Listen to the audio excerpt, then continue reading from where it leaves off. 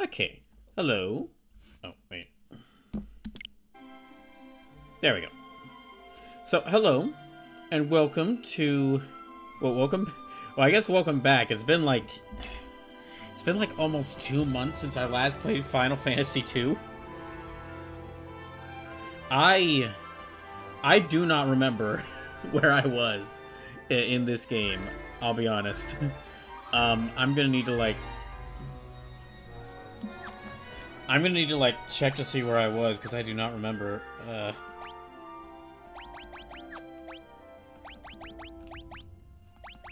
Okay, we had I knew we got mithril armor, and I know we got mithril armor, and someone got an airship, and Minwoo left the team. Yeah, Minwoo left the team because something bad happened. Sorry, okay, I'm trying to think of what all happened. I'm sorry, I'm drawing a blank. I wasn't that far into this game when I had to take a break from it 2 months ago. Or when I had to take a break for 2 months. Hold on. Okay, before I actually start returning to the game, let me just give you all an update on where we're at with the Bloodborne Emergency Donathon.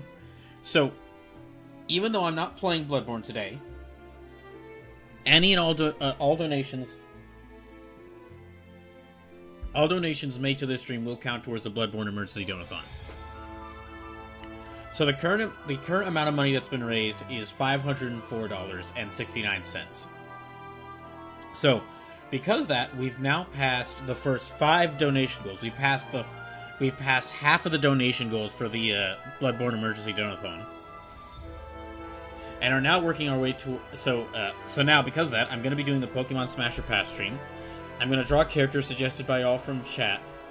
Characters suggested by y'all from memory for a stream. I'm going to play God Hand for the first time. Y'all will get to decide the 200th playthrough for the channel. And I'll also be doing the Capcom Fighters Marathon from Hell. So all 5 of those things will be happening. And we are currently working our way towards the $600 donation goal, which is me playing Legend of Zelda Wind Waker for the first time. In addition to that, if we were to somehow reach that goal, then we start working our way towards the $700 donation goal, which is y'all getting to decide a new emote for the channel. Then after that, we'd be working our way towards the $800 donation goal. Me doing some D&D solo adventures, which are some smaller D&D campaigns based around one person, or based around one player. And then if we get past that donation goal, and we reach $900, I'll play Sonic Adventure 2 for the first time. And if we reach $1,000, y'all will get to decide a game I must 100%. So that means going through all the list of games I have on my Switch. Going through the list of games I have on my PC and PS5 and deciding what games, and going through that list of games to decide what game would be best.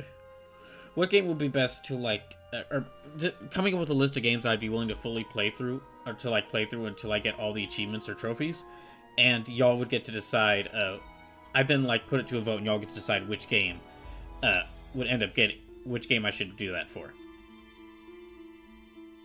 Yeah, but... So yeah, we're now working our way towards the $600 donation goal, and just want to say, if you are... So just to let y'all know,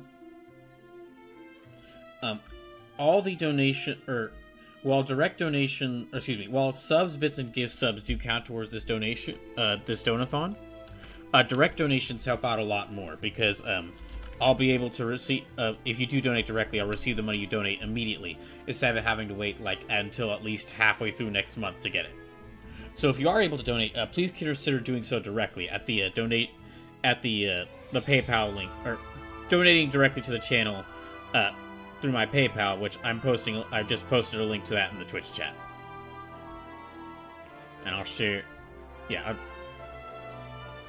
but if you're not able to donate or don't feel like donating, I understand, and thank you for watching. If you're not able to donate or don't feel like donating, thank you at least for watching. And,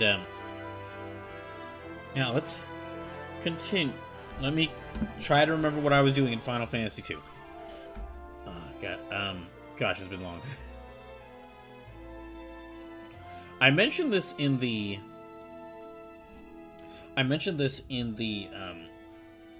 stream title. I do have, because I mentioned this during the previous stream of Final Fantasy II that I did back in November, and I didn't forget about this. It took me a bit, but I was able to find some old reviews for Final Fantasy 6, 7, and 9. Because I said during the previous stream, I've already, like, this game has already proven itself to not be really that interesting, gameplay-wise, or story-wise, or, like, most in qualities. It's really not grabbing me, but I will continue to fully play through it, because that is the whole thing, part of First Fantasy. But, yeah, I will continue to play through it, because that's, because it's part of First Fantasy. But I figured to, like, pass the time, I'd try to do some other, in order to, like, make sure that these streams stay interesting, decided to, like, look into some other things I could do. One thing I figured I could try doing is, like, look up some old reviews for, like, some of the Final Fantasy games I've already played as part of First Fantasy, and, like, read through these basically, like, some reviews from around when the game actually released, to see, like, what reviews at the time thought about these games, which a lot of them are, like, what did people think about, like, Final Fantasy 6, 7, and 9 when they came out, versus, like, how people think about them now. And as I play through more Final Fantasies, I'll go through more of this. It probably won't be for any of the recent ones. Like, I've also played through FF7 Remake, but I probably won't do for that one, because that one released, like, back in 2020. And I don't think his opinions on that game... Well, for starters, I don't think opinions on Final Fantasy VII Remake, they haven't changed that much. They're generally very positive. But also, I'm of the opinion that it's going to be very difficult to judge Final Fantasy VII Remake or Rebirth until the entire trilogy is out. Like, once we have the entire... Like, people, of course, have reviewed them and, like, have thoughts and critiques and, like, praise and critiques for both the first two parts of those games. But, like, I don't think we're going to be able to look at, like, the full... Like, fully judge Final Fantasy VII Remake, Rebirth, and Redux, or whatever the third one is called, until after, like, the third one is out. And we have, like, the full remake trilogy laid out. Okay, but I'll wait a little bit before starting to pull up those reviews, because I gotta get at least a little bit into this game.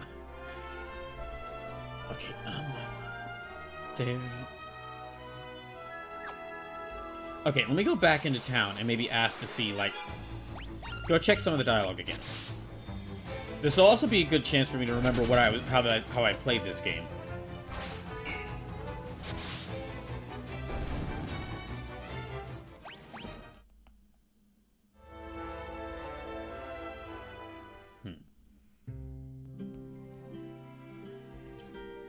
Alright, this is the town where the resistance is, so let's... Nothing happens.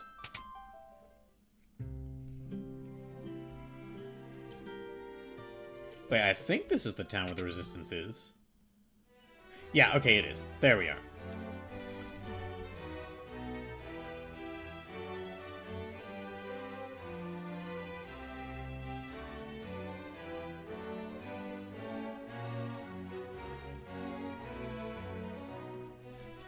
There's a man in Path named Sid who might just know if the Dreadnought has any weaknesses. Sid was the first person to ever build an airship, but the Dreadnought's really nothing but a big airship, right?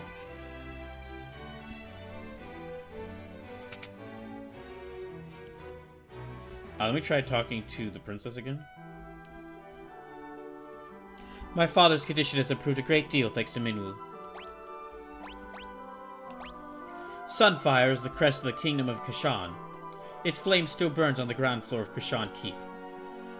Scott and Gordon have told me many stories concerning the flame. The finer points of the tale are not known to me. However, I seem to recall that the flame cannot be held at just any torch. Sid told us that we might be able to use Sunfire to destroy the Dreadnought. Then there's no time to waste. You must depart for Kashan Keep at once. If you hire Sid's airship, the journey shouldn't take long. That leaves only one question. What could you use to bring the Sunfire back? Okay, right. We need to hire Sid's airship to get to Kashan Keep.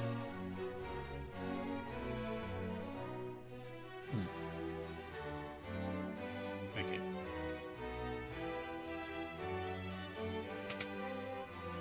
Let me maybe try going talk to the king.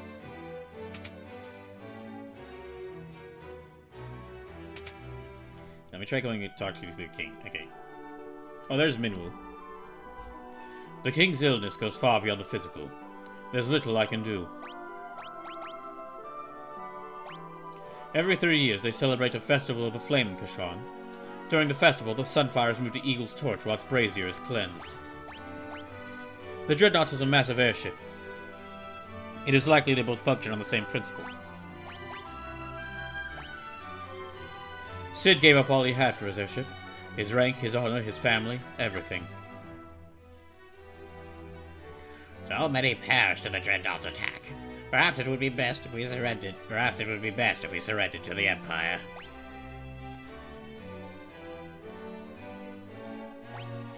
Scott sealed the gates of Kashan Keep to protect the Sunfire in the event they were defeated in battle. You will need the Goddess's Bell to break the seal. No one knows more about airships than Sid. He was such a fine knight once. Oh, how men change. Oh, excuse me. So yeah, I did find some reviews for Final Fantasy 6, 7, and 9. I did try to look up reviews for Final Fantasy 1, but I wasn't able to find any.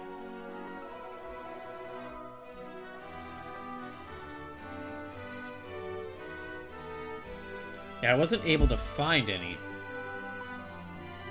Because...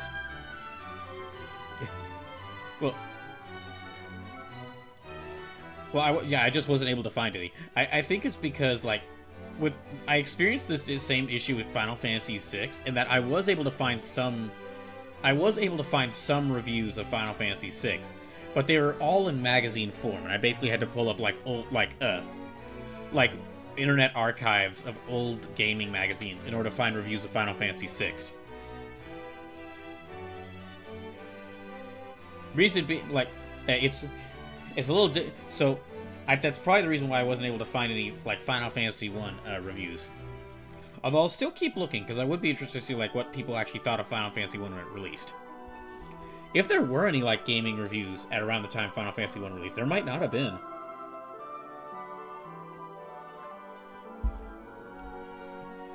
Okay, so we need to go to...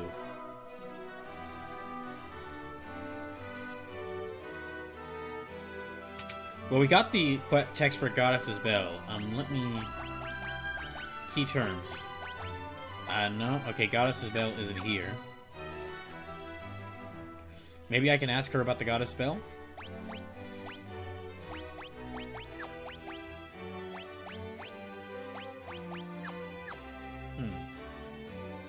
Oh, no, I didn't learn the term. Okay, I need to go back to the king and learn the term.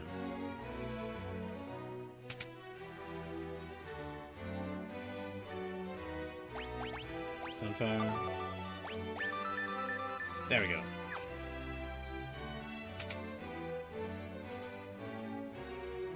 So yeah, I'll need to learn the Goddess Bell.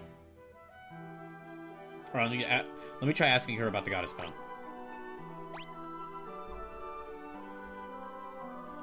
I've heard Scott and Gordon mention the bell.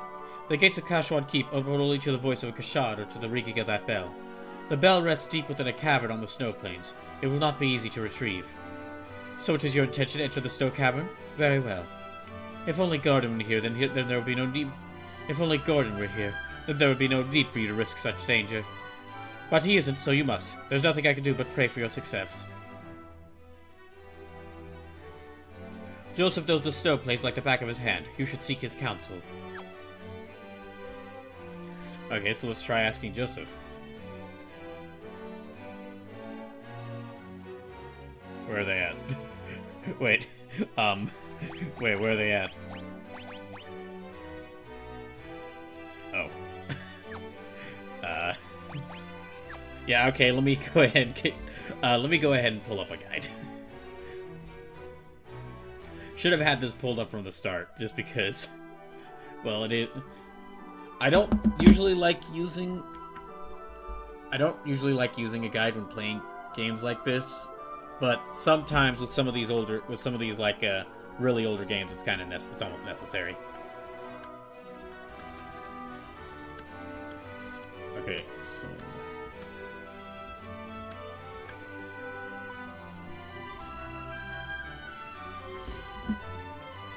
all the way back to Salamand. Go all the way back to Salamand. All right.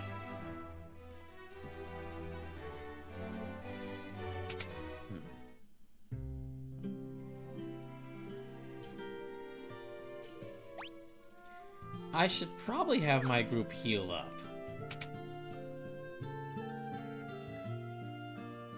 Yeah, let me have my group heal up. And I'm remembering now that, the team I have here is like a team of utter psychopaths, because the game, this game, how this game plays, it wants me to.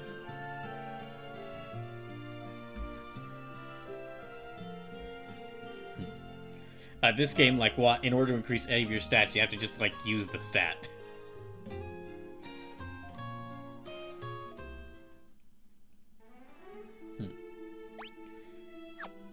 Let's see, Altair, Gatria, Finn, Paloon, Poft, Salamand. Okay, so it's over there.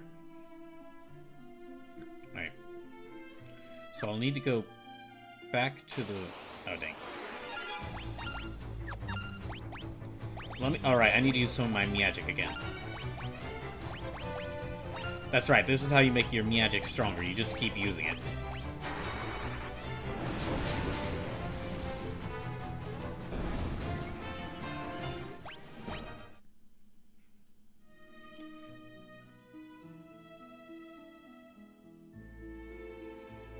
Okay, so... Yeah, Paloom's over there. Oh, we could take the boat here.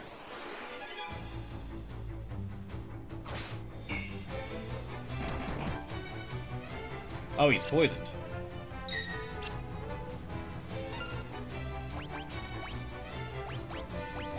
Oh. Yeah, we have him use fire. I'll have her use blizzard. And I'll have him use thunder. So they can all get that stronger.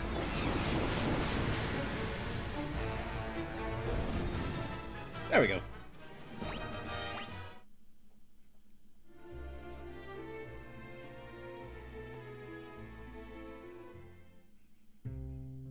Right, I need to hire the boat.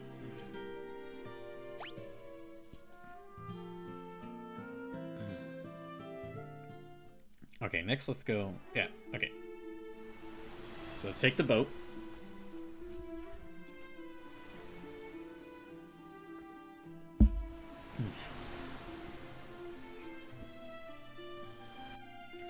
And...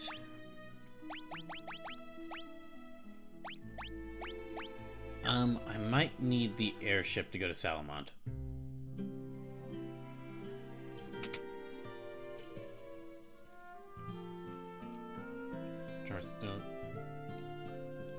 Okay, go to Salamand. Okay, we've got enough money.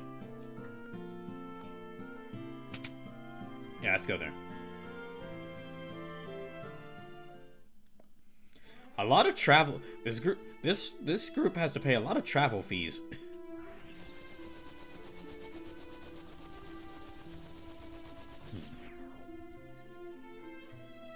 And they just leave me there. Okay, let me save here. Yeah, 11/13/2025. So that is it is exactly 2 months since I last played this game. My gosh. Oh my gosh, that feels so long ago. Just because so much shit happened. Okay, I am in Salamand. I don't know if I've been here before. Oh yeah, I have. Take the mithril to Altair, give it to the princess as soon as you can. Yeah, I have been here before. Alright, so... I need to talk to Joseph. Which means I need to find Joseph. Nothing happens. Okay.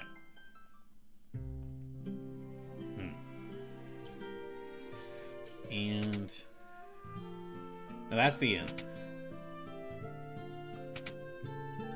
I'll look here, but I don't think... I think we're good with the weapons we have. As far as what we've got, mithril sword, mithril shield, yeah, we're good with what we have. We've got, like, mithril weapons and armor.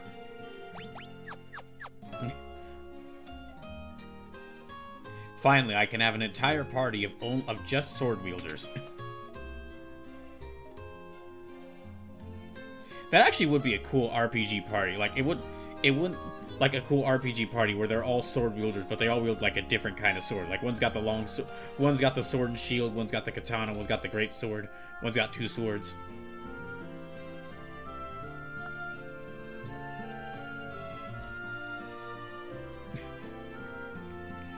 What I'm saying here is they should really make a turn-based RPG for Bleach. Okay, okay, now I remember, he's Joseph. It looked like you managed to save my daughter. Thank you. That cowardly Morgan had been threatening Nelly to get to me. Forgive me. If there's anything I can do to help, all you gotta do is ask.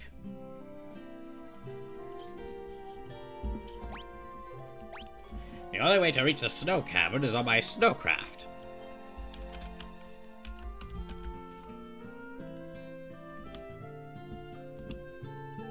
I keep the snowcraft hidden in the mine. There's a blue stone on the first floor that marks the spot. But behind the stone and to the right. The secret room's there, the snowcraft is inside. Okay, so go find the snowcraft.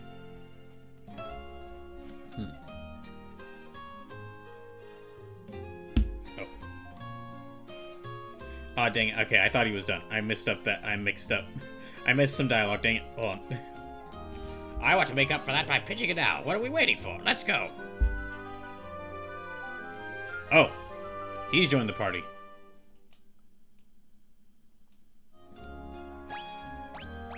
Well, what do you got?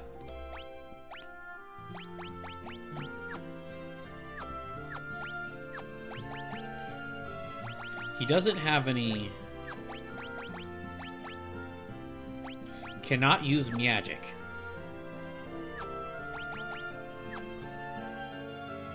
Well, he doesn't have any weapons. He doesn't have any weapons equipped. Is he a monk?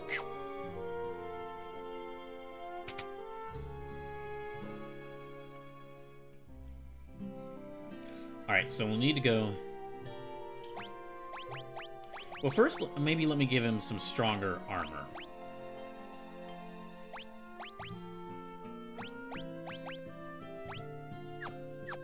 Yeah, I'm gonna assume that he's a monk. He doesn't have any magic, and he doesn't have any weapons, so he's mastered the greatest spells, punching. Alright, so now let's go out to... Okay, I need to go to Summit Falls is where I need to go. Which is over here. So, over to the west. Ah, more goblins. Well, let's just blast all of them with magic.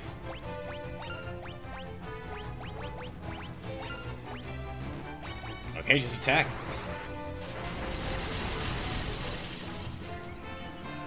It's kind of odd that, like, the three main characters have no... They have, like, no class.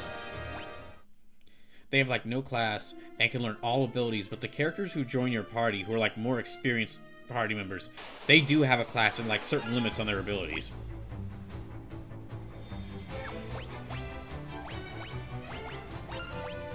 Yeah, let me just... Thunder... Fire...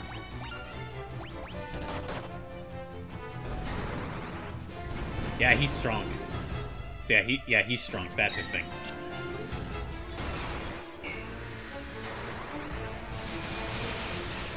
Alright. There, okay. That's all of them dead. And we gotta go down here. Oh. Oh, that's right, the evil tumbleweeds.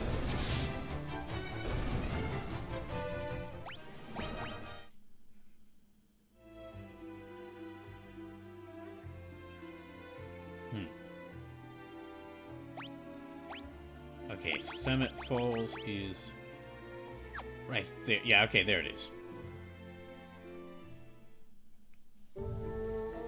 Actually, hold on. Before I go down there, let me save. Because it's been some long time. We're good on health.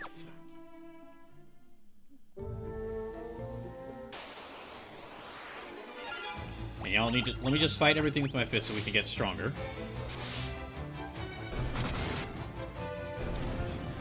As if we need the strength. Honestly, I do feel that this game is like... This is a great game to play. Okay, so it's maybe behind that blue stone. Yeah, I do feel this would be a good game to play, like when I'm doing something else, like when I needed to, and I might have said this during one of the previous streams of this game. This would probably be a good game to play. Like, there's a certain number of games that are like, when I'm watching a show, sometimes I like to watch a show while doing something with my hand, while just having something, while having a game to play, so I can like have something to do with my hands whilst I'm watching it. And this, while I'm focusing on the show, and this would probably be that. Like, I'd have to keep checking to make sure I'm going in the right direction. But I wouldn't but I feel like the point at which I'd enjoy this show the most, or this game the most, is if I like was watching a show and I could just like focus on like watch the show and then just like ever so often go back to this game and just like play and just like go explore around, just beating up everything until my party's super strong, and then just rush through the game's story. Which from what I've heard, that's what a lot of speedrunners in this game do. They just like stay in the opening area and just punch and blast magic at like level 1 goblins until they're really strong, and all their stats are just through the roof, and then they just rush through the main story. Okay. Okay, there we go.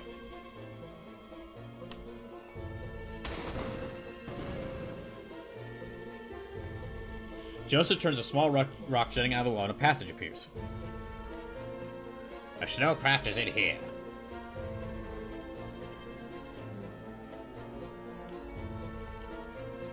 Is that it? You retrieve the snowcraft from the chest.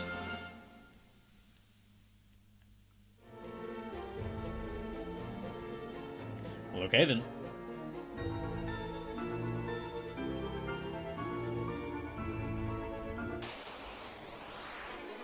Okay, I guess let's go back to Salamand.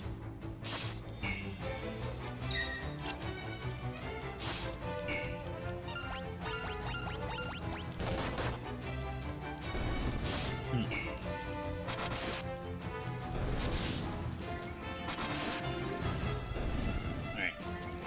Let's keep going.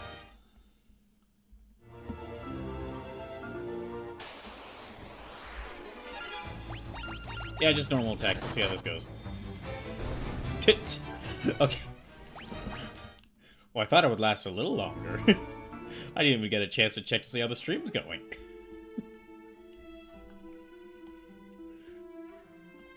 Alright, let me just check to see. Oh. Okay. Sorry, I'm just checking things to see how things are going. And then I'll continue on. I'm waiting a little. Yeah, I'm gonna wait a little bit until like more people are here to start looking at these Final Fantasy reviews. From what I've seen, I did like look over, like skim through them before I. Well, some of them I skimmed through. Some of them I didn't for reasons I'll get to when I show them on the stream. But I did skim through a lot of these reviews, and from what I've already seen, it's already really interesting to see like what people were thinking about all these different like FF6, 7, and 9 when those games first came out.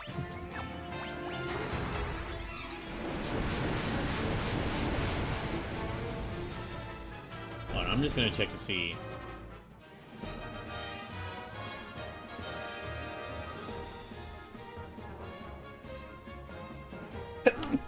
Excuse me.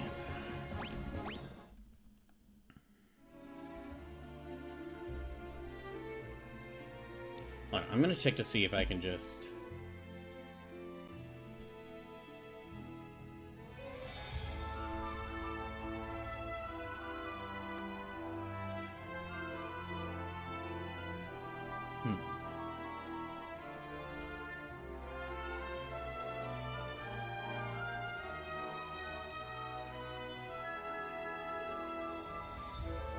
Sorry, hold on. Just checking something for a second. Well, I guess I could just keep walking. There's not really much threats to us right now.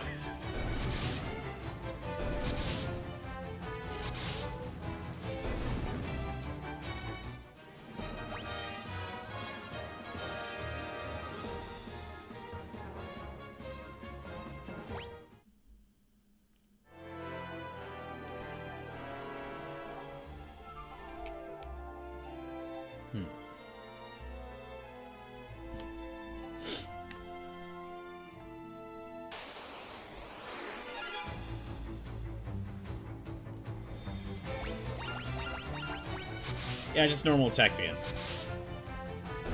We'll be fine. Okay, I'm reminding myself where I ranked all the Final Fantasies so far, and it's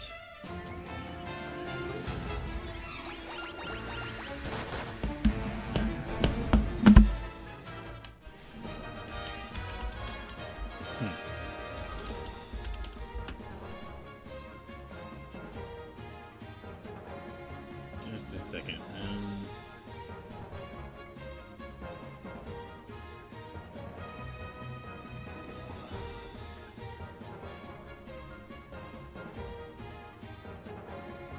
Okay, I'm gonna actually probably go on break for just a little bit. Think I need a hand. There's something I need to handle. Hold on, I'm gonna be. Yeah, I'm gonna be right back. And when I get back, I'll keep. When I get back, we'll go to the snow cavern.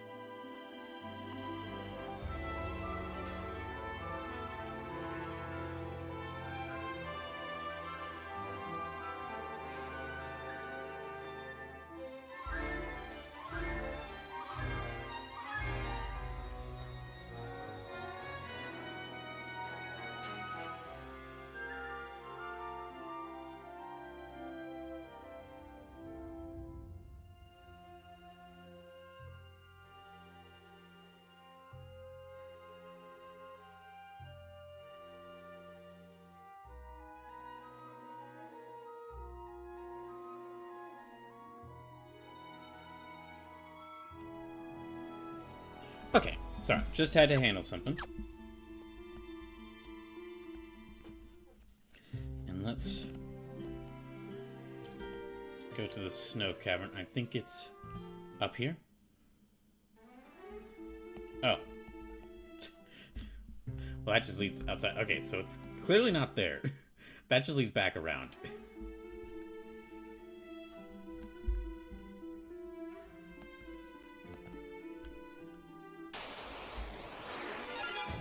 Maybe there's a path in these mountains. Yeah, maybe there's a path in these mountains nearby the, nearby Salamand. That's a lot of goblins.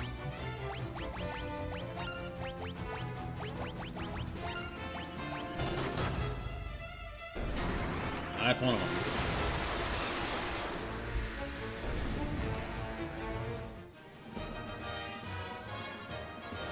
Okay, at first I was gonna joke about that, like, oh, that wasn't that much damage. It was only like 9 to 10 damage, but apparently that was plenty.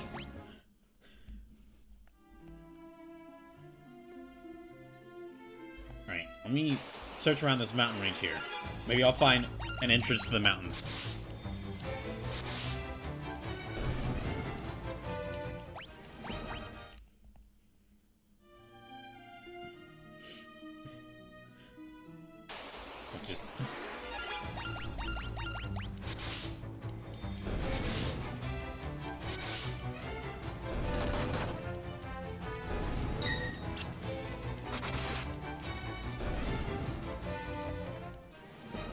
You know, it's interesting because of how iconic this old sprite style or art style is to a Final Fantasy. Even though it's like really simple art style, I'm certain there's like quite a few indie RPGs that use just this exact same style of like static background, like very simple character and enemy sprites. And it could work really well even for like an indie game made nowadays, just because like Final Fantasy is like the first 6 Final Fantasies made it so iconic.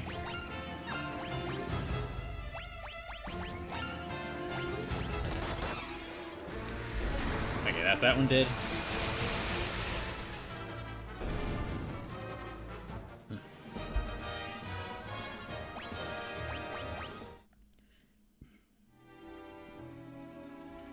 No, okay, there's... I mean, well, I say that, but I mean, like, that's what the whole thing with RPG Maker is. It's like an entire game engine to easily make, like, games that look with these simple graphics. And then people use it to, and then devs use it to make horror games.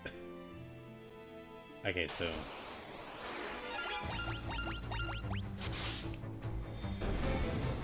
I need to keep looking.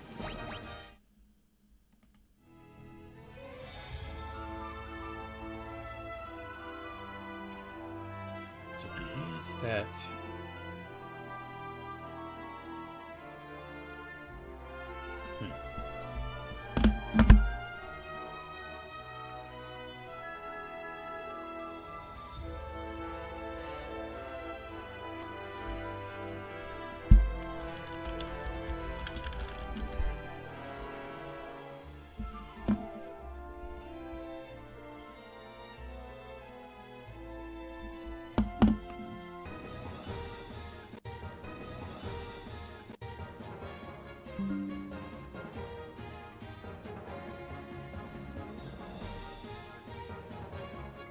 Okay, hold on.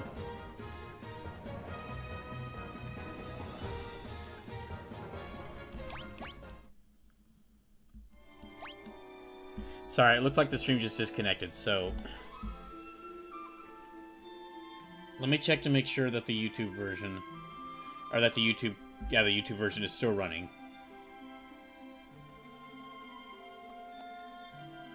Okay, it looks like it is.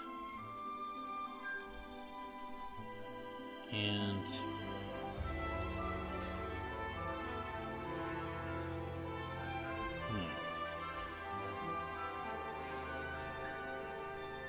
Yeah, okay.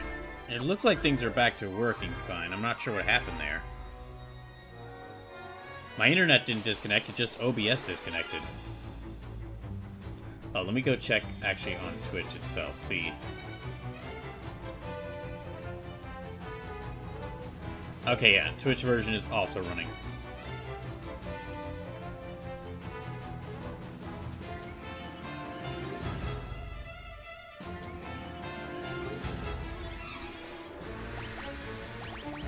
Okay, so stream's still live. It just looked like OBS disconnected for a brief moment there. Not sure what happened, but okay. Let's see. Yeah, not sure what happened, but...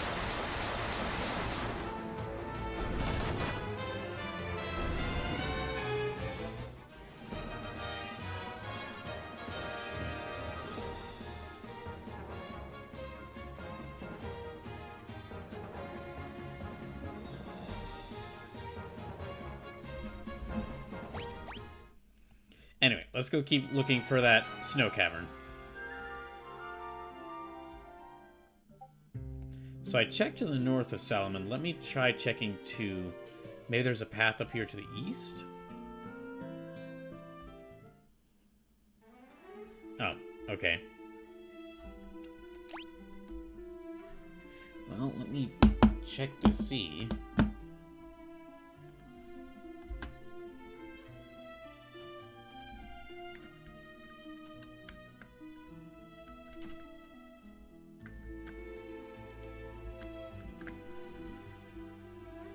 The snowfield is north of Salamand.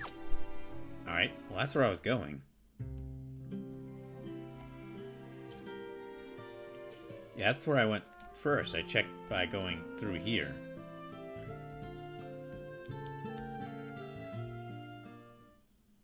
But this just takes me right out here.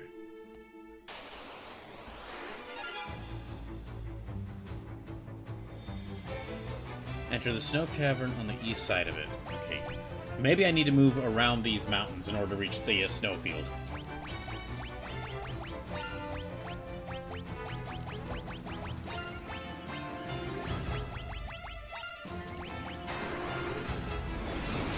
Yeah, I guess I'll check around there. Alright.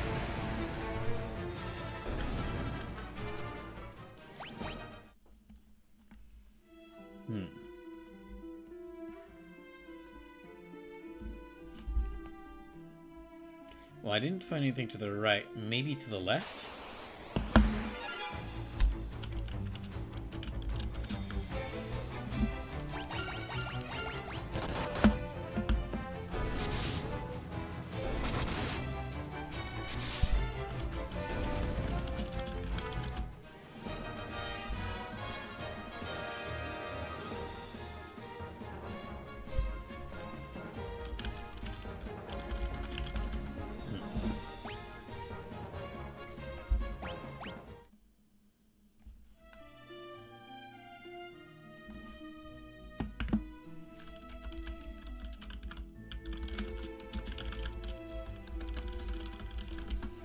Alright.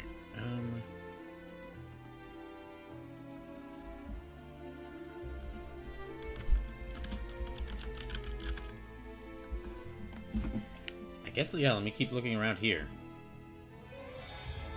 Maybe I could find a way up to the,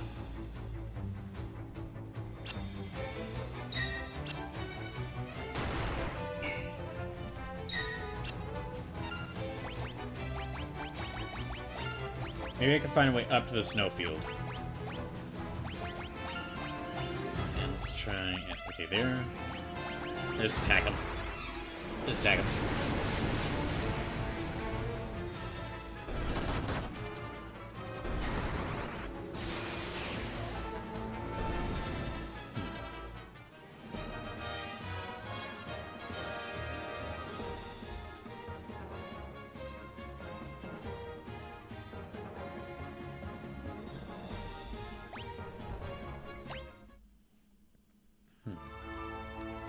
Alright.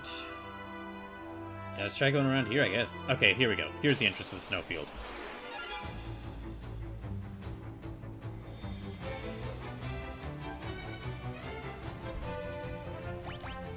Damn, I just, like, hit all of them with magic. They're not that tough, so...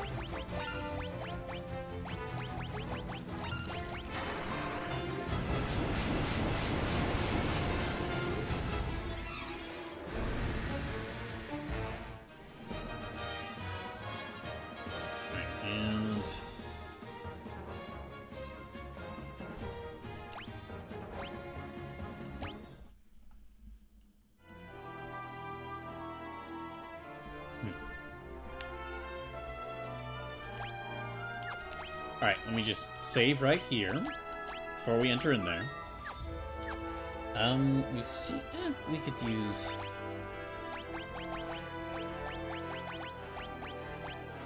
We could heal up a little bit. Okay, let me actually check their status. So, that's right, there's no levels, so I can't really get a good overall look at their status, so...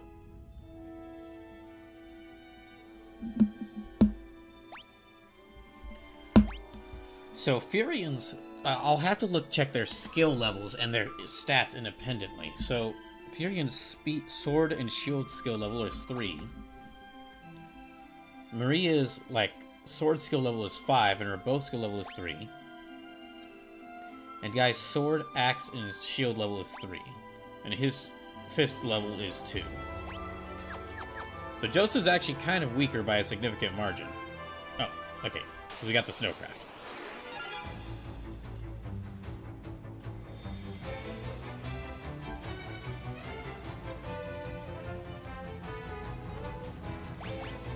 Well, I don't think... They might be weak to fire. I don't think Blizzard will be that useful, though.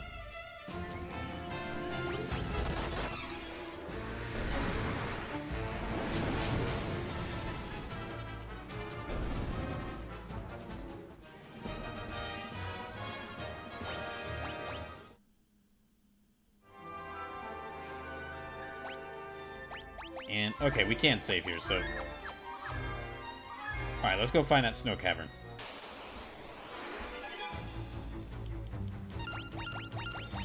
And we'll just do this with normal attacks then.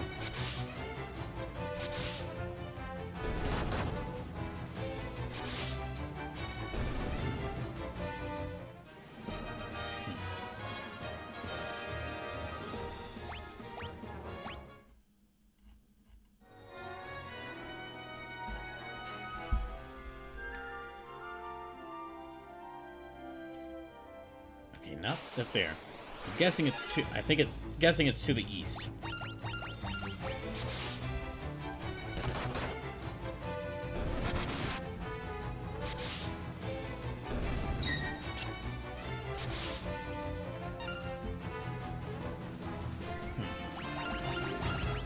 There we go.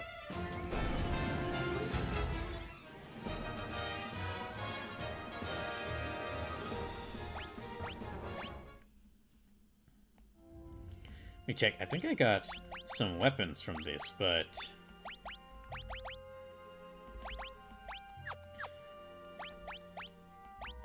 No, I didn't. Well, that would increase my... No, let me keep him with just... Let me keep him with just sword and shield. Make him more defensive.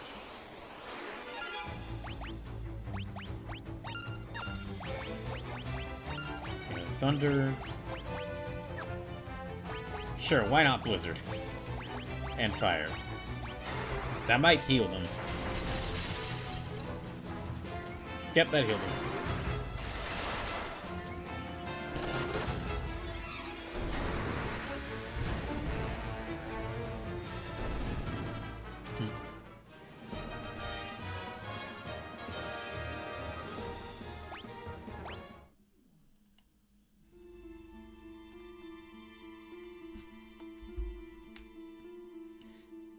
Okay, so... You have... Well... A lot of space where the snow cavern could be. Oh. They're fine. So yeah, no... Well, if I use Blizzard, it actually will heal them up, so why not? If... Then we can keep attacking them for more experience. Basically just... Gosh, basically just torturing all these monsters.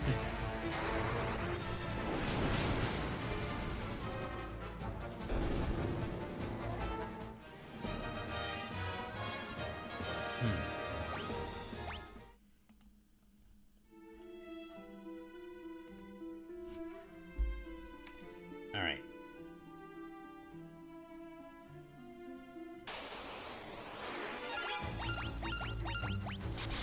Here, I'll just go for normal attacks this time.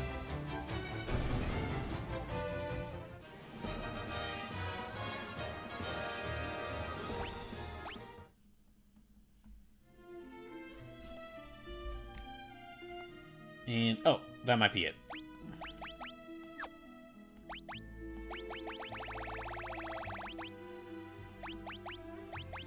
Okay, no, let me just save over this. Okay. I'm guessing this is a snow cavern. Yep. That does indeed look like a snow cavern. Well, let's try burning. Let's start with fire, see how that works. Works very well.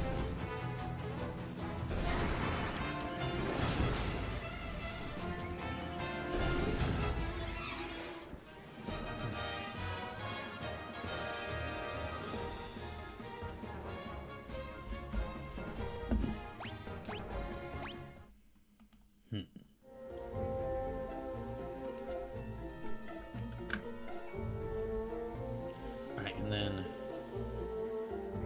yeah, I guess just keep looking.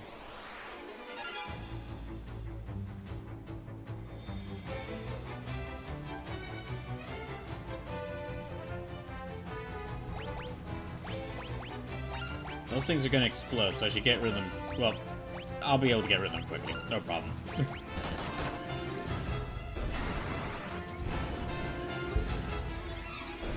Like I said, no problem.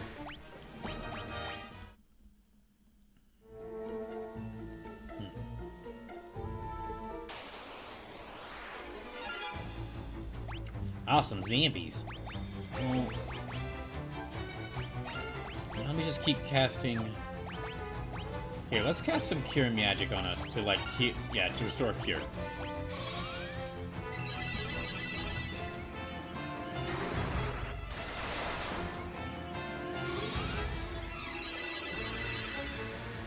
Okay, so the fire is going to do the most damage.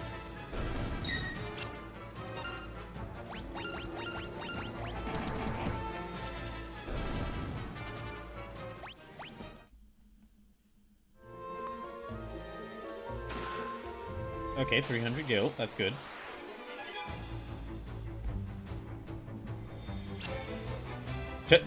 It missed. How did they miss with the self-destruct? Maybe they just maybe they missed self-destructing themselves?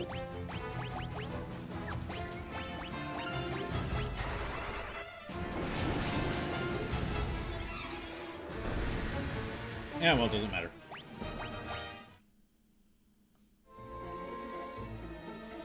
Okay, and...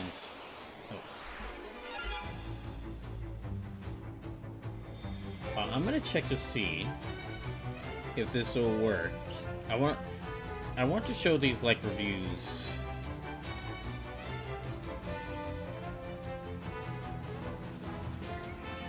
Let me check to see if it'll work. There, okay.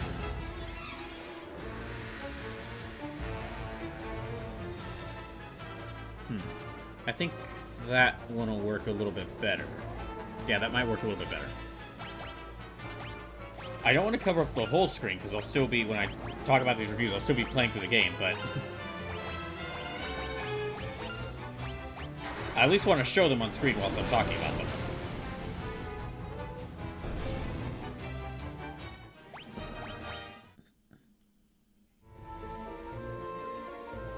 And 350 gil.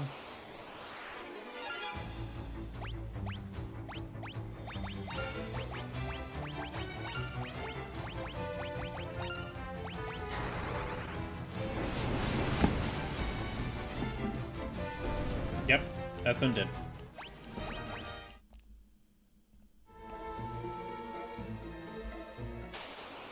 Okay, so I can either take the stairs down or go through the door.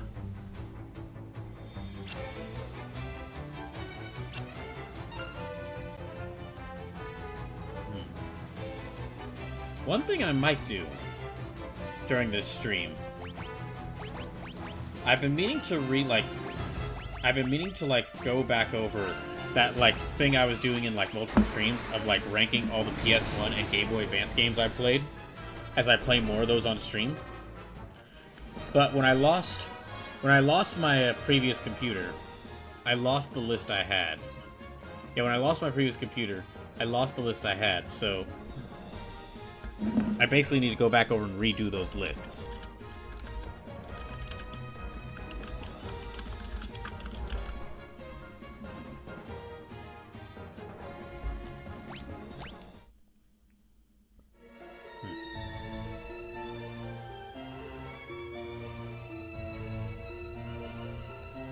I guess, let me try the door first. Nope, can't go through there. Okay, well, then I guess I'll go to the stairs first.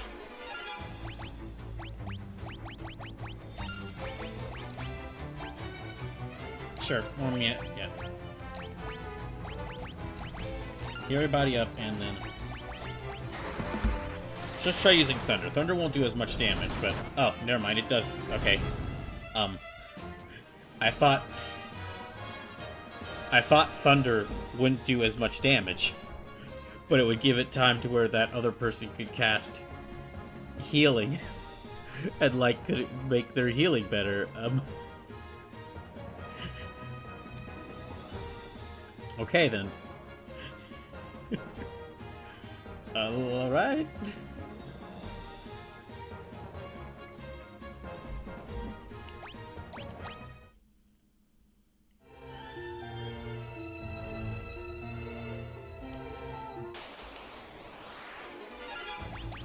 Okay, a bunch of zombies. You know what? This time I will use Thunder. It won't do as much damage, but then we can just keep leveling it up.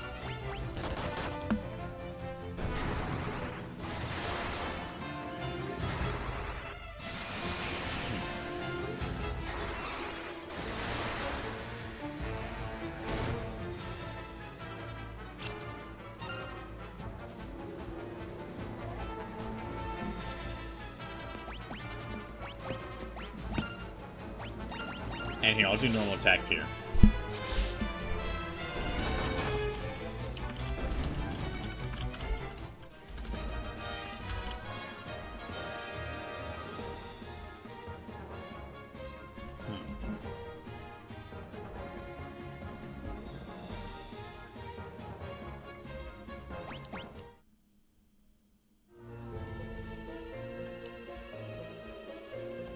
Okay, it's like an icy floor. Well, it's an icy floor, but we didn't slip on it, which I'm surprised by.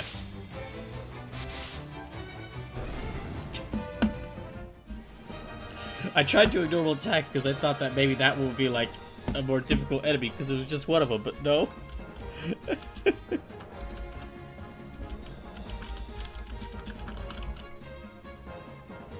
Nope, not at all. Okay.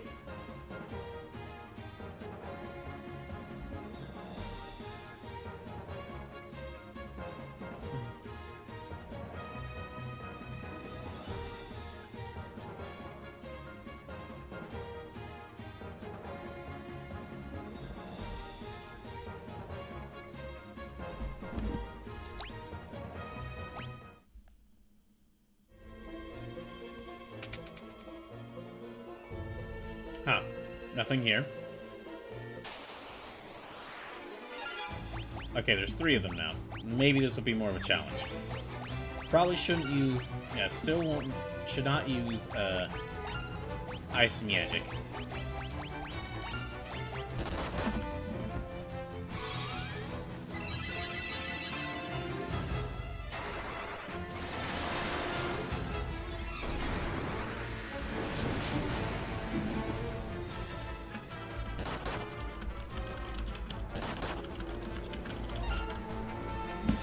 Okay, so they didn't die.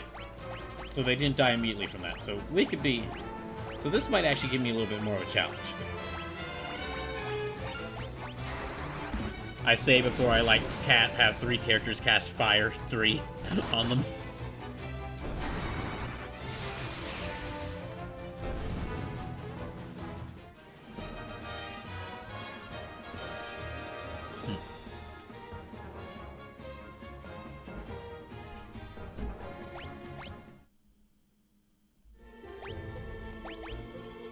Okay, so...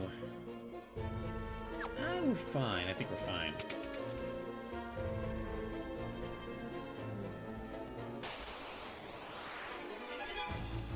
Oh, okay.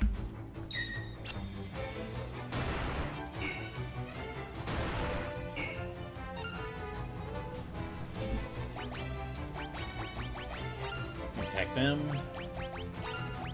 Attack them. Oh. No, I need to use... Yeah, that. I do need to use, like, normal attacks as well.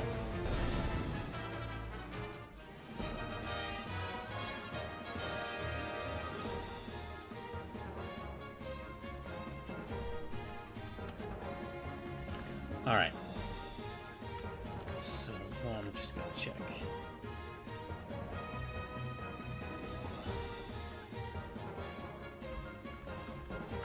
Okay, it seems to be working fine. Hey, Scorcher says, oh, if it isn't the pain of Final Fantasy II. Hey, Scorcher, I wouldn't say pain at this point. At this point, I'd say, like, the doldrum. It's... I was saying earlier, this is the sort of game that I would probably be enjoying this game more if I wasn't streaming it. Not because I don't think this game is fit for streaming, but more so because this is the sort of game, this really feels like the sort of game that, like, you'd play while you're focusing on something else. Like, the example I gave earlier in the stream was, this is the sort of game, like, I'd play, but I'm actually just, like, I'm watching a show, but I have something to do with, but I want something to do with my hands, so I'm playing this game. And if I were playing it like that, what I'd probably do is just, like, stay in the opening area for, like, stay in the opening area for, like, a bunch of levels, or for, like, a bunch of hours, and just, like, keep punching the weak mobs, or the weak enemies, and then just, like, once I think I'm strong enough, then I start doing the story. And Scorch says, I mean, that would make the grind go by faster, yeah. It's really fascinating because at this point my party is already, like, really strong. Like, this is a new dungeon, and they are just wiping the floor with almost all the enemies they're coming across. And yet, because it's, like... Because it's got, like, none of that because it's, like, so... Because we're winning so easily, like... The fights just aren't interesting. Like, I'm just setting the characters to go, and I'm just checking the stream or just, like, doing other things. Literally what I'm doing right now is I'm building a tier list because I said this earlier, I know, but I was doing, like, across multiple different streams like a tier list of all the PS1 games and Game Boy Advance games that I had played on stream and ranking them, and I kept revisiting the list as I, like, played more games. But when my computer broke down, I lost access to those lists, which means I have to, like, start over them from scratch. So I've been making tier lists and, like, checking these, like, checking reviews for other Final Fantasies that I want to read on stream or look at on stream whilst playing this game.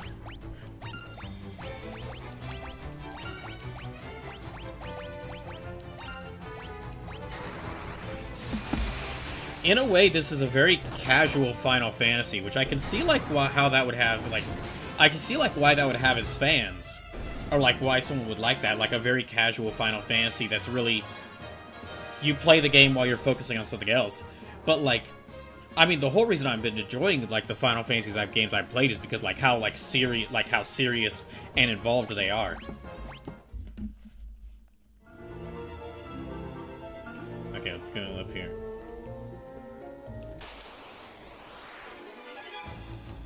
Oh, his, like, okay, so, yeah, okay, his magic's really low, so let me just use normal attacks. We'll be fine.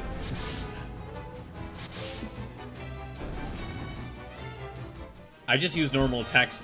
Like, I just saw that in another RPG, like, seeing that your magic is low would be, like, worrying. There, I just like, oh, okay, just, like, Furion, just swing your sword. And it's not like I've been going out of my way to level grind. Like, there was a little bit of grinding I did in one of the previous streams, but that was because I entered into an area with a lot of stronger enemies. But after that point, it was like, the reason why we got so strong is because I've been wandering around in the world, and was just naturally, like, as I get into more fights, just getting stronger and stronger.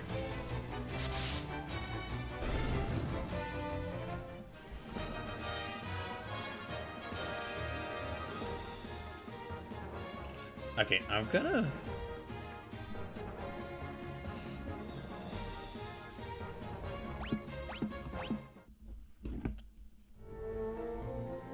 Hey, Sleepless, welcome in. Says I'm happy to be home from work. Oh, I'm sorry that work didn't go well, Sleepless. By the way, speaking of work, wish me luck. I've got a part-time job interview tomorrow that I hope goes well.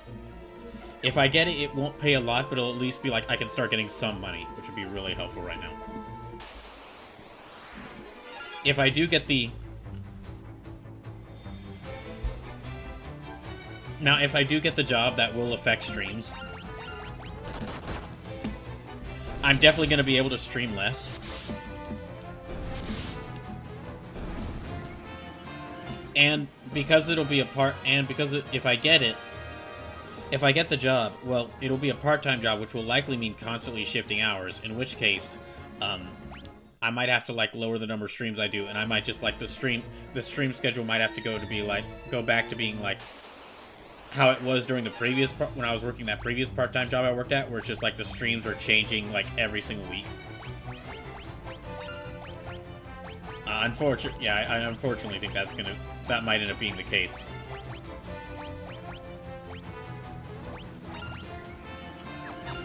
You know what, we'll just do normal text. It's not gonna matter much. Sleep says, its work actually didn't go poorly. It's just horribly mismanaged from the client side, where we have somebody on the client end gatekeeping and preventing us from talking to the team we need to in order to know exactly what they need. Ah, okay, I see. Someone just being really annoying. The Chescadane Antidote.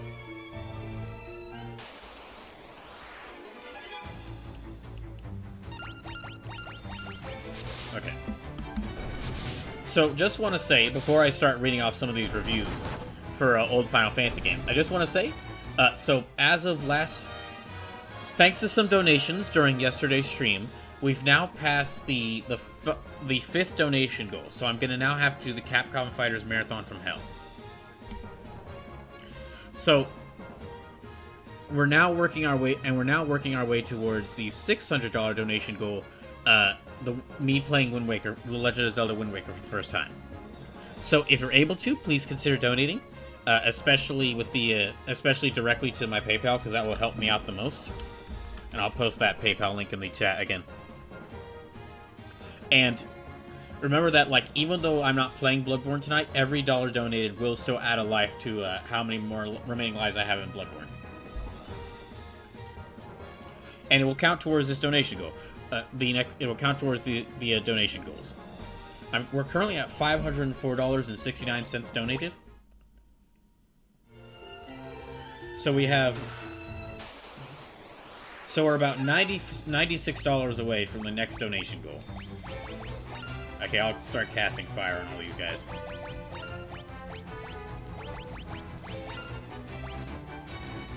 Alright, he doesn't have any magic.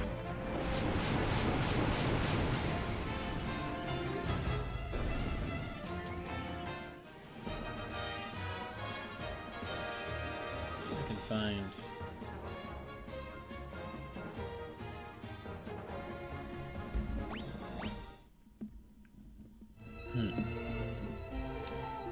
Okay, we got a Mithril Mace.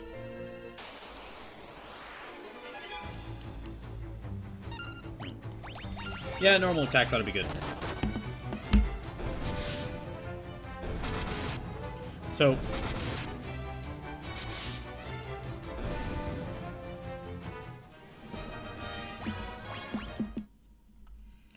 like it says in the stream title, I was able to find some old reviews. Slave says, "Oh, you're no longer grinding by attacking your allies." I just forgot about that. It has been exactly 2 months since I last played this game. I forgot about that. Like if you go back and check the streams on YouTube, the last day I played this was November 13th. So it has been literally 2 months since I played this.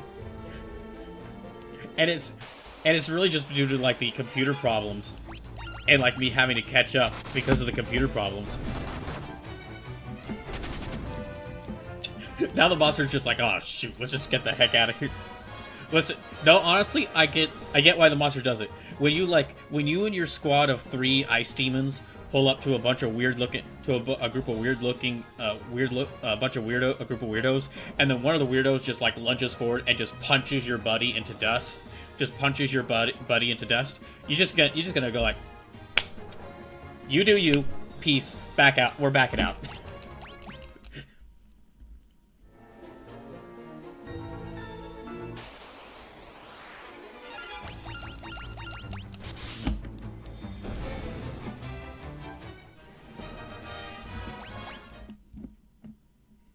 Alright.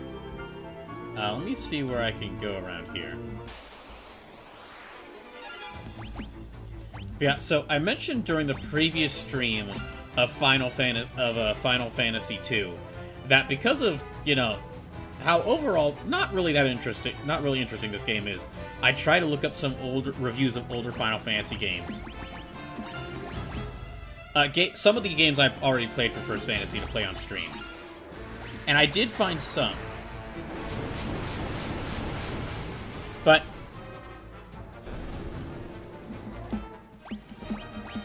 I wasn't able to find any reviews for Final Fantasy 1. And that's because well, I think that's mainly because I'm not really sure I'm not really sure if there was a magazine reviewing video games in 1988. There might have been, because video games were video games had long been a thing since before 1988. I just wasn't able to find any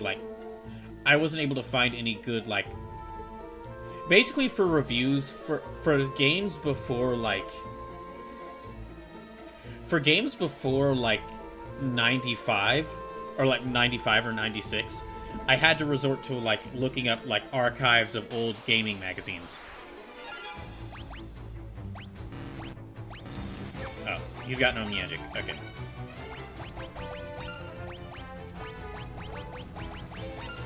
In an interesting way, interestingly, IGN and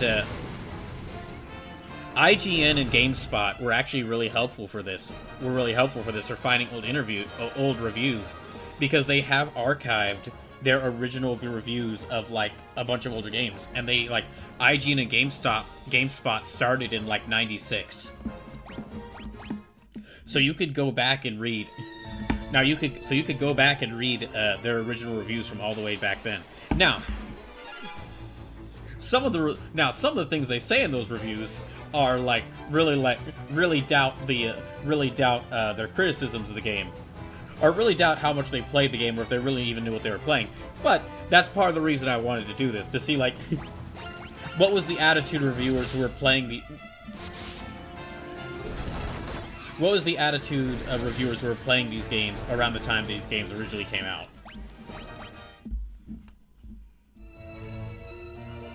So I found 2 reviews for Final Fantasy VI, and the way I'm gonna probably try to do. I'll start with Final Fantasy VI because that one came first, and I think the way I'll do this is I'll have them pulled up right here to the side, so that way I can still play through the game and shows the game on screen as I go through it while I was talking about these reviews. So going through this. Okay, so this is to illustrate. I found this one on Internet Archive. And this is Electronic Gaming Monthly, number 63. Released in October 1994.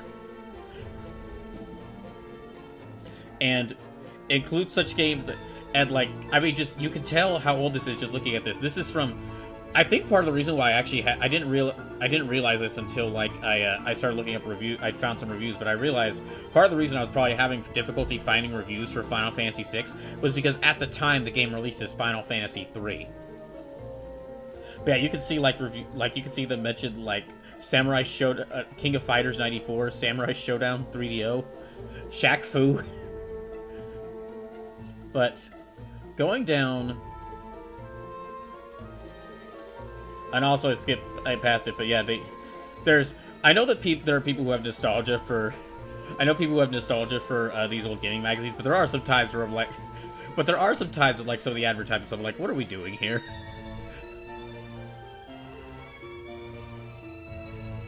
But, okay, let me see if I could go down to this. But yeah, if you could tell, so this is a review by Electronic Gaming Monthly of Final Fantasy VI. And you can tell right here that they really liked it. Game of the Month, Editor's Choice Platinum. And of course Yeah, they mentioned it's Final Fantasy. They call it Final Fantasy 3. So, looking at the reviews here, so there's Ed Sem, and you can also, I mean, you can already tell that a lot of people, like, a lot of the reviewers really loved it, because when listing, like, this is they list here the people who reviewed it, and a lot of them, their favorite games are Final Fantasy 3. So, like, Ed Semrand, Final Fantasy 3, which is 6. Daniel Carpenter, Final Fantasy, favorite game, Final Fantasy 3. Al Manuel, favorite game, Final Fantasy 3. So, Sushi X, interesting name, whose favorite games are Final Fantasy 3, Super Giant, and Darkstalkers, so he's based on that. He's based about that choice. But looking at the review here, so it says, by Ed Semrand, never before have I seen a game with this much depth and detail. Few RPGs can hope to have the emotional draw this one has. The graphics and sound blow away all other RPGs. This is a new standard. The Mode 7 scenes are pretty cool, albeit a little pixelated. If you ever want an epic story and lots of hidden things to find, when they say Final Fantasy 3 in the review, I'm just going to call it 6 because we all know they're talking about 6. Final Fantasy 6 is a must. It's almost a 10. It's going to be near impossible to top this. And then here, let me just... So then from Daniel Carpenter, forget every other RPG out there. Square has produced a killer RPG that few companies will ever be able to match. Final Fantasy 6 has everything. Stunning graphics, incredible music, and so many twists and turns to the plot. They could just play this forever, and heck, why not? The interface is superb, and you really do get involved with the game. Welcome to the new standard of role-playing games, folks. It's interesting. Okay, let me actually review the next two reviews before I meant to talk about this. But there is something I'm already noticing here. Okay, then Al Manuel. Square can do no wrong with this game. Final Fantasy... Well, about... Final Fantasy... they would not be he would not be happy with when I played the game. But anyway, Final Fantasy VI is quite possibly the best role-playing game I've ever played. From beginning to end, the game's intricate and involving storyline will keep RPG playing this from hours on end. A Scourge says Square can do no wrong. Yeah. With its 24 megs of muscle, Final Fantasy VI boasts some of the most beautiful graphics and music in any video game. It's going to be tough to beat this game out for RPG of the Year. And then from Sushi X, if you don't already get the picture, this is the RPG to get. If you're a fan of the genre, you'll die for it. You'll die for it. You'll die for it. If you've never played one, it will draw you in. What makes it so special from the movie-like intro to the beautifully woven story is as good as it gets. It's not all just cerebral. There are awesome tunes accompanying the story, and graphics are great. If you don't get the hint, get this game. Okay, hold on. Sorry, stream's messing up a little bit. Okay, there we go. Okay, so something I'm noticing here. Feel free to correct me on if I just missed this. If this, like, they did say this and I just missed it. I don't think any of them actually talk about the gameplay. Like, all four of them are like, oh, the graphics are amazing, the music's great, the music's incredible.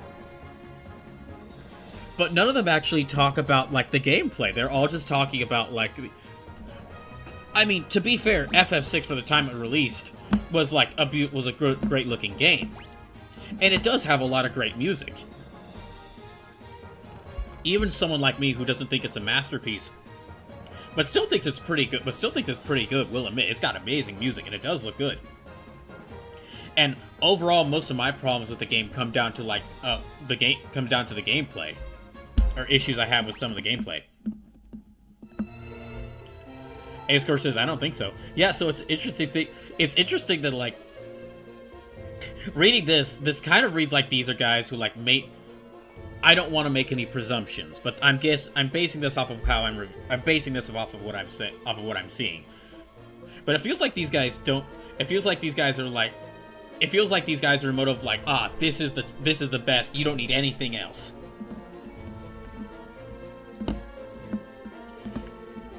Which the reason why I think that's a little funny is because, well, as a fan of RPGs, and other fans of RPGs can correct me in the chat if you don't feel this way. But generally, if I find a new hit RPG, I don't immediately think all our other RPGs could suck it. All other RPGs could just get out of the way. Again, maybe this is just a me thing, but my general attitude towards finding a new game in a genre I really like is, oh sweet, another great cake, oh sweet, 2 cakes, 5 cakes.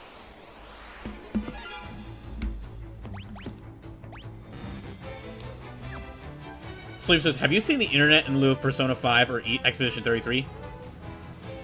Well, yeah, Sleepless, yes, but that's from people who don't play a lot of RPGs. What I'm saying that I get the feeling these guys don't play. I get the sense these guys don't play a lot of RPGs because they're using the same sort of, because they're saying the same stuff that people who don't play a lot of RPGs say.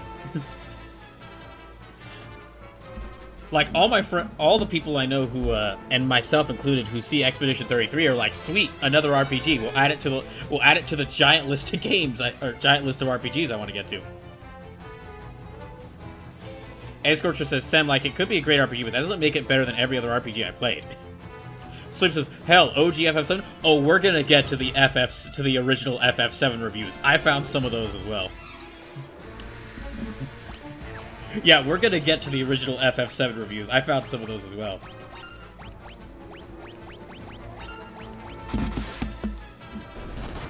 A-Scorcher says, now, if I had to pick my favorite RPG of all time, that's a tough one.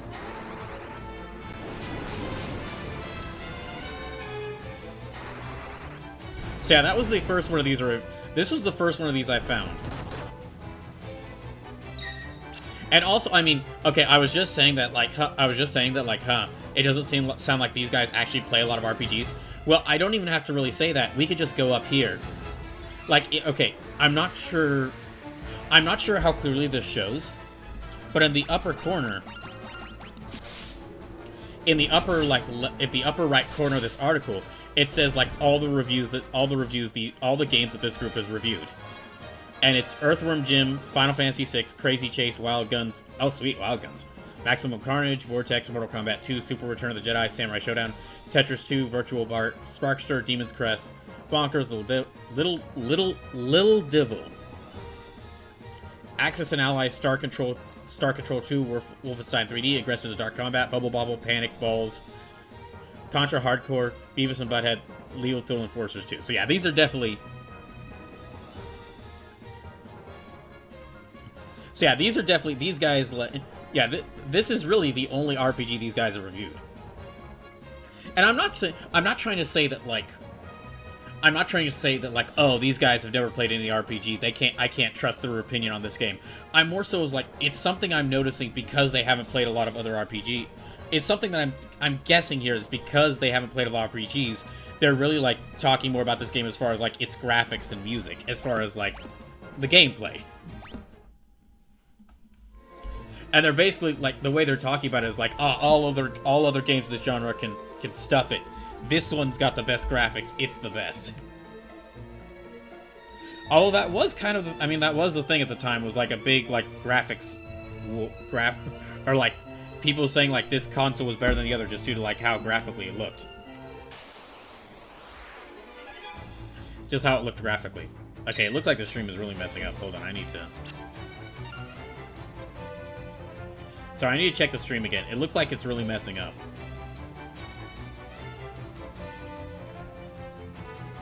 Okay.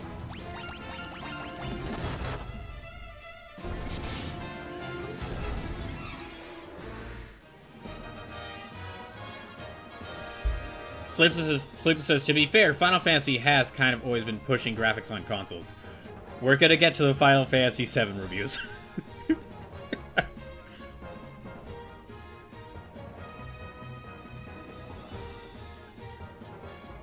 Okay. Sleepless says, some of the games that look the best on any given console are FF, even if they're not the best games. I mean, because that's even in the modern day, Final Fantasy developers really know, like, Final Fantasy animators. Like, even nowadays, Final Fantasy animators will, they'll still know how to make a really good game. Like, the Final Fantasy, like, Final Fantasy VII Remake and Final Fantasy VII Rebirth, they don't look like, you're not going to confuse those games. you're not going to confuse those games for other AAA games because they do have a bit of like a bit of a different art style to them. Now, of course, you're also of course, you're also not going to like confuse them with other games because they star like Cloud, Strife, Tifa, Lockhart, Barrett Wallace, Aerith Gainsborough, some of the most famous video game characters of all time. So, even if for a lot of people, even if they haven't played original Final Fantasy VII, they know what Cloud looks like. He is. But the games do have like this FF7 remake trilogy so far has been like taking the art style from the original taking the style of the original FF7 and kind of moving it to modern day. Slim says, "Oh, I meant like things like 13. Bro, if you look up 13 right now, it still looks better than some games do." Well, we will just have to see that when I get to Final Fantasy 13. 13 is actually one of the games that I like know nothing about. I've heard I haven't seen none of the Let's Players I've watched have played it. I know nothing. I know nothing about that game. I just know that Lightning is in it, and that there's 3 games, and that so. I would have almost certainly sold my Xbox One during the 3 weeks when I didn't have my laptop because I really needed the money. I really need the money. But the things that kept me from selling my Xbox was that it has Metal Gear Rising: Revengeance, which I really want to play someday. It's got all the Dead or Alive games that I managed to get, which means that whenever I get to doing like a Dead or Alive series retrospective, I have them on the Xbox. I have most of them on the Xbox, and also, unless I just decide to like get like emulators for most of those games and get those on PC through emulators. But also, the Xbox One that I have all 3 of the Final Fantasy 13 games. I have the Xbox 360 versions, and so I could get Metal Gear Rising Revengeance. I could get Metal Gear Rising Revengeance on PC, and I wouldn't mind buying it again because I am really interested in that game. I could get like the Dead or Alive game. I could get the Dead or Alive games like through different means, and I've got like Dead or Alive. Well, I have to get PS Plus back before I can get Dead or Alive 5 on my PS5. But most of the Dead or Alives, I have an alternate way to get them back if I sell the Xbox One. So basically, my Xbox One at this point is my Final Fantasy 13 machine. Because I could justify to myself when I have enough money buying Metal Gear Rising: Revengeance and like finding new ways to get the Dead or Alive games. But I look at the Final Fantasy 13. I'm like, do I really want to buy the entire Final Fantasy 13 trilogy again? A Scorcher says, "Well, I hate 13. I can at least admit it does look pretty."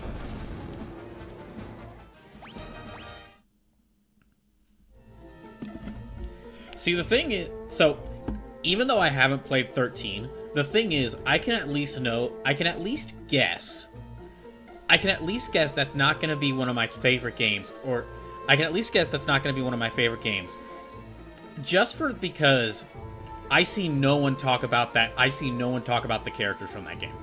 Now, maybe that's just because I'm not around. Maybe just because I don't really know any Final Fantasy 13 fans. But like, I see no memes. I see no fan art.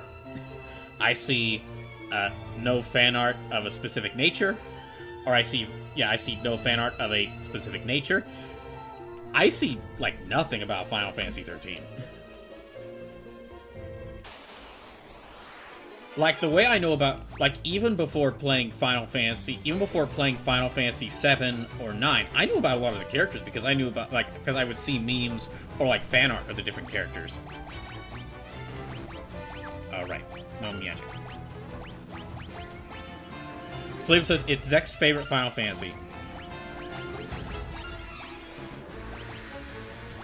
It'll be interesting when I do get to playing through it, to see, like, if I do end up liking it, or how I feel about it. Because after I play through 13, I got 2 more because I'm playing the entire trilogy. Okay, anyway, so going back to the Final Fantasy reviews, it is, yeah, okay. So this is from. I didn't find the magazine for this. I found a Facebook post talking about this review. So this is a review from Nintendo Power's October 1994 issue about Final Fantasy VI. And it is like, it's the biggest RPG, so... It's the biggest RPG of all time with so much story and variations of play that fans may become lost in the world for months at a time. So make sure you stock up on chow before playing in the game. The story mixes magic and technology like all Final Fantasy stories. Huh.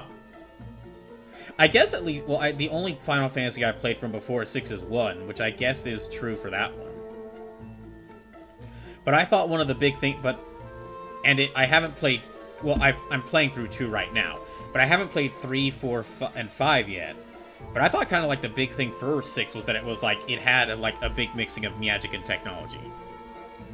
But much of the added, well, I mean, I guess every Final Fantasy has an airship, which is like a big, more technological thing, but anyway.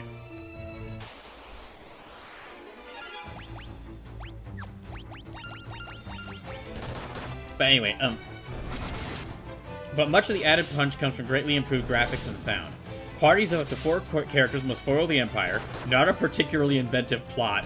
Wow. Wow.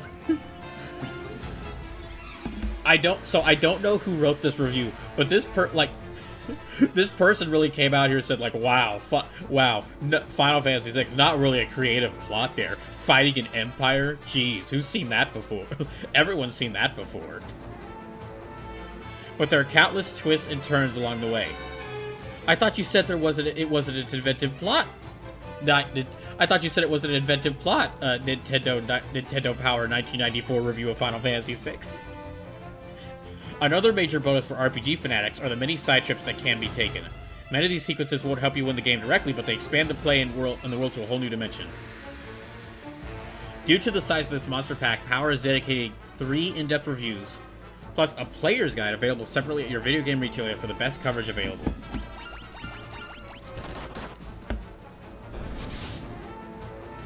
Sleep says, nah, there's always been a techno edge with things like the airship, and there's usually some ancient race that left highly advanced tech behind, like Ultima/Omega. Oh, that's true. I mean, yeah, that definitely was the case in, like, Final Fantasy 1. I just wasn't sure if that was the case in this game, 3 and 4. And 5. And then, okay, looking at positives, a big game that will take at least 100 hours to complete. This person must have been playing, like, this person must have gotten, like, really lost in Final Fantasy VI, or they were really enjoying the second half. Or, like, that latter the World of Ruin. Battery backed up memory with 3 slots. Lots to see and do. Negative. Story is often sappy. Not written for an American audience. This is coming from someone who, like, for me, when I played through Final Fantasy VI, I was like, yeah, the story's okay. Like, I wasn't particularly grabbed by the story. But still then, not written for an American audience. That almost feels more like an insult to American audiences. Animations are weak and animated sequences take too long. It's a Final Fantasy game. It's a Final Fantasy game, like, 2D. It's a 2D era Final Fantasy game. These games are made off of simple animations. And the story is like, and the story and characters is how they draw you in. And also the gameplay. Well, in some of them. So far, I will admit, I've not been Final Fantasy VI's gameplay was okay. It was pretty good. It was okay overall. I'd say out of the 2D Final Fantasies I've played so far, 6 probably had the best gameplay overall. But that's comparing it to Final Fantasy, but but out of the other ones I've played so far, it's versus Final Fantasy 1 and Final Fantasy 2. So it doesn't really, out of the ones I've played so far, it doesn't really have much competition.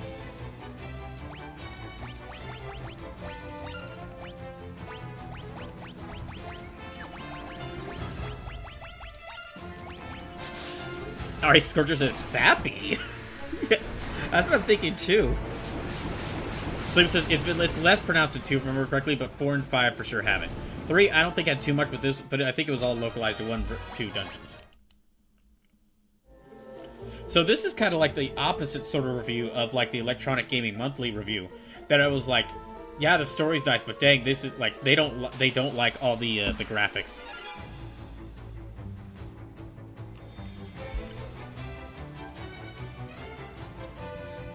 Well, wait a second. They say that, but hold on. They say animations are weak and animated sequences take too long, but they also say up here improved graphics and sound. And yeah, Ace Scorcher, the comment you made is the exact same comment that like when I first found this review, this is what I was also seeing people say is like sappy story. Like, what are you talking about?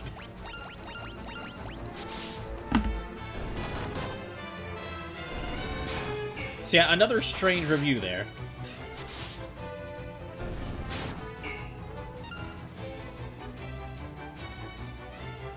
Sleep says you cannot like some. Sleep says you cannot like something but recognize it as an improvement over the previous. I mean, yeah.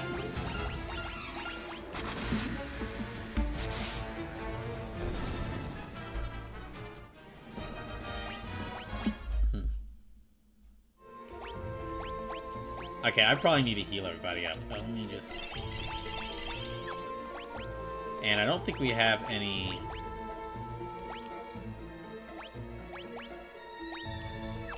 No, okay, well, everybody already knows Blizzard magic.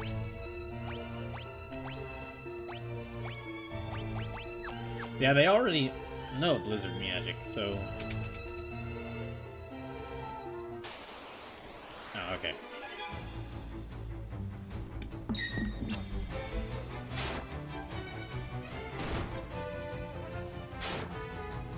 Okay, so getting to the Final Fantasy VII. Okay, going to like, I want to get to one of the go ahead and talk about one of the Final Fantasy VII reviews.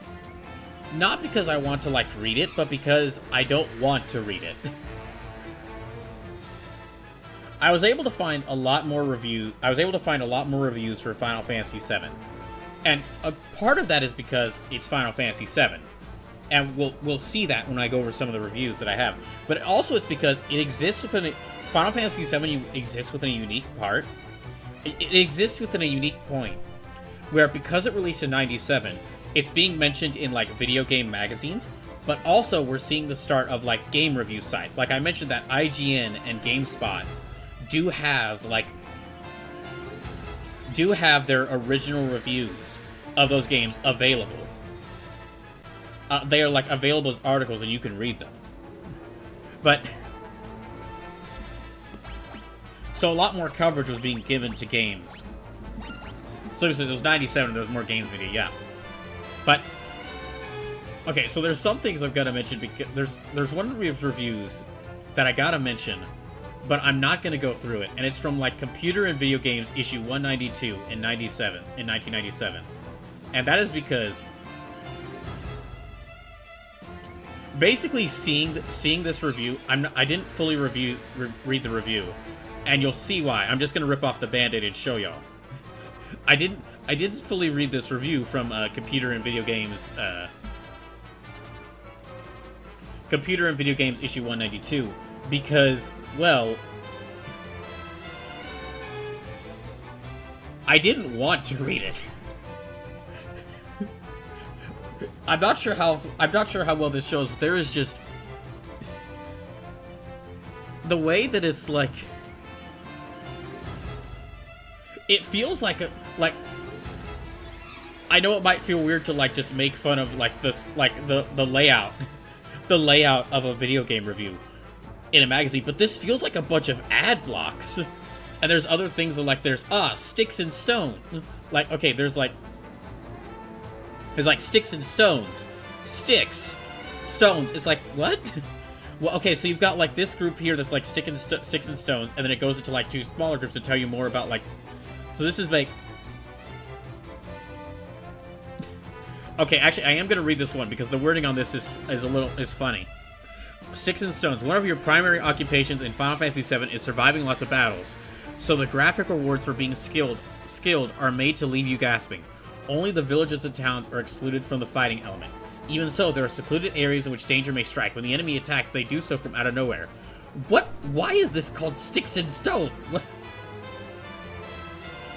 So it's like, by sticks, it's like, okay, sticks, physical weapons. This goes into, like, the physical weapons your characters have. And it's like, oh, stones. It's like, oh, this is talking about materia. So it's like, most weapons and protective gear are full of holes. These have a special use. It's not that the guy who made them is crap at his job. It's very much a review. It is very much a review that is trying to be funny, and it's not.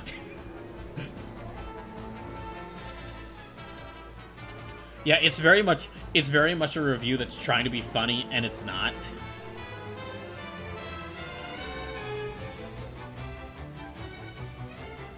So that's the reason why, like, I took one look at this game review and I was like, okay, I'll show this on review to show, like, why I didn't want to actually read through it, but y'all could just tell, like, I didn't want to read through it. Like, all the different colors with the text boxes, all the different colors with some of the text. So it says, that is the ugliest formatting. Yeah, that's why I didn't want to read through this one. Because it was like, I just saw it and I was like, oh gosh. But there are much better reviews for there are much better looking reviews for Final Fantasy VII that I did find. I'll get to them in just a second. But I had to mention that one.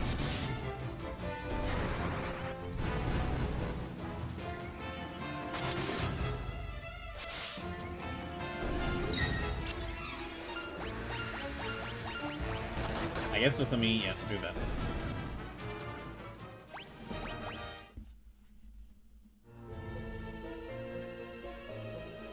Sleep says, that is a graphic design is my passion review if I've ever seen one.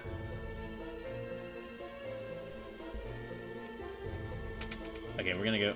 It was the late 90s.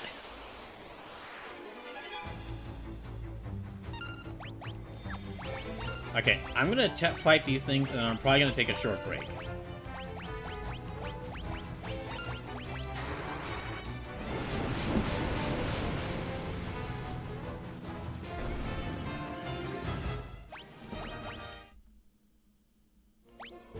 Yeah, okay. I'm gonna take a short break. I'll be right back.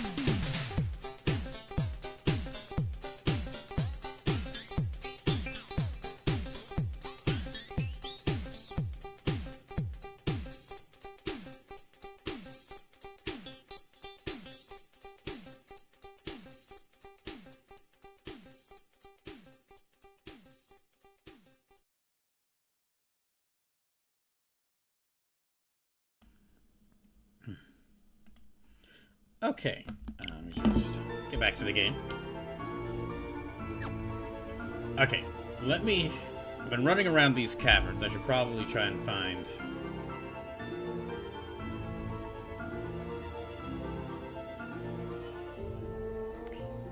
Probably figure out where I'm going.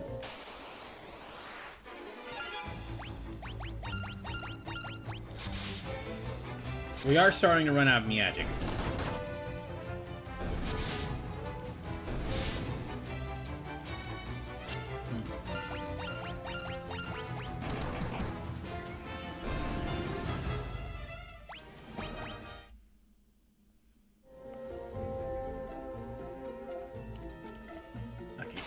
Oh, damn.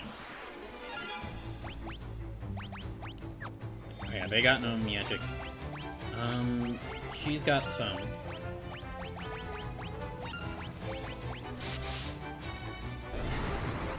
Get out of her.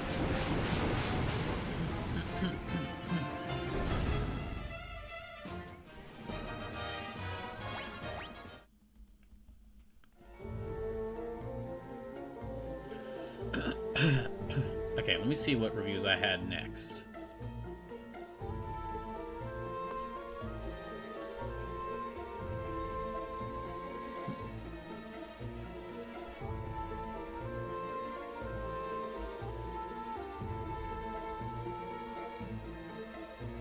Check to see if I can...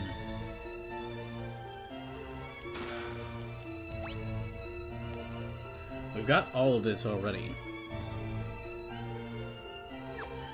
Oh yeah, I've got plenty of mithril shields already.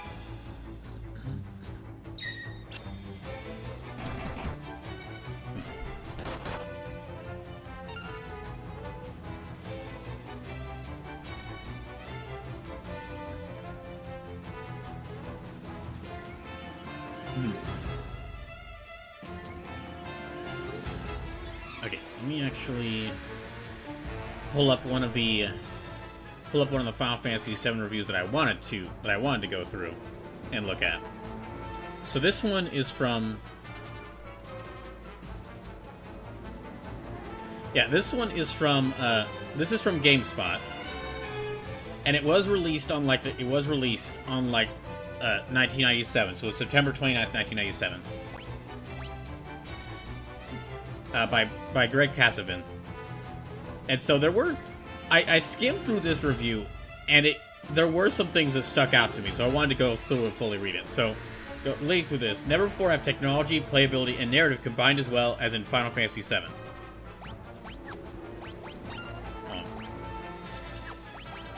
Just gonna need to punch these things. The culmination of Squaresoft's monumental effort is a game that will enrich just as it will entertain. Yet, for all the boundless praise it so rightfully deserves, Final Fantasy VII is not without its shortcomings and occasional design problems. See, this is the thing that interested me. I was interested to see, like, okay, what did he mean by... I'm curious to see, like, okay, so he's clear that he's got some problems with it. And I'm curious to see, like, what his problems with it are. These are enough to make some gamers, who are unfamiliar with RPGs to be sure, wonder just why anyone would bother playing through it in the first place. This is the most dazzling visual experience to date on any console. Film-quality computer-generated cinematics blend seamlessly with pre-rendered background artwork to create the strikingly realistic world of Final Fantasy VII. Both beautiful in its grandeur and terrifying in its detail. It's funny that he says, like, he's praising it here for being strikingly realistic, when one of the reasons I really like Final Fantasy VII is because it doesn't look exactly realistic. It looks very sci-fi. It looks very science fantasy. It's got very sci-fi, like, anime mechs plus like magical dragons in it. The main character is a guy who the size of his giant sword is only matched by the size of his hair. Anyway, the overworld and battle sequences are presented in full polygonal splendor with just a touch of texture mapping for good measure. But you haven't seen anything until you witness some of the more powerful magic spells in the game. Massive dragons heed your bidding, dwarfing your gigantic enemies tenfold, and Earth Titan tears the ground up from beneath your enemies' feet, flinging them aside like toy blocks. This is something I saw when I was, like, playing through Final Fantasy VII, is that from what I've heard, like, the reason why the character models are, like, so simple, like, they have very simple textures, is so that, like, the developers could make the models bigger. And it definitely did work. It makes it feel like a lot of the, like, really powerful enemies, like, to be, like, really threatening. Some of these summoning spells cut to over half a dozen different camera angles as the catastrophe unfolds. Meanwhile, a masterfully orchestrated soundtrack, courtesy of veteran composer Nobuo Uematsu, is a major force behind the intense emotion of Final Fantasy VII. The synthesized musical score harkens Final Fantasy's golden age on the Super Nintendo, consciously staying true to its roots. Yet for all its top-notch graphics and sound, truly the best aspect of Final Fantasy VII is the plot that these peerless aesthetics help weave. Join the enigmatic mercenary Cloud in a journey that will take Cloud Strife and a journey that will take it to the very source of his being, an incredible quest where the fate of the world hangs by a precious thread, threatening at any instant to be thrown by the charismatic, tormented villain of the story. But yeah, that's true. Final Fantasy VII does have a really great story. But then it was this part that's like, Final Fantasy VII's movie plot is influenced by some of the greatest works of science fiction, film, and literature, including Frank Herbert's Dune, I've never read Dune. I've never read Dune, so I don't, or seen the Dune movie, so I don't know. So I can't say anything about that. Mary Shelley's Frankenstein, which I'm like, which that caught me off guard. I was like, what? And even Godzilla, which, okay, probably there's almost certainly some, because it is a Japanese developed video game. There's almost certainly some tokusatsu influence at some points in Final Fantasy VII. But I can't. But I'm not sure about like Godzilla. Maybe with like an environmental Well, no, the environmental message was like pushed by like Godzilla versus Hedorah, but that's like one of the movies. It's not like there's an environmental message in some of the Godzilla movies, but not exactly like not in all of them. Slip says maybe with the ruby weapon. If you were to strip away the story, scenery, and musical score, Final Fantasy VII would otherwise be very much like any other Japanese RPG you've ever played. Sleepless, or just the weapons in general.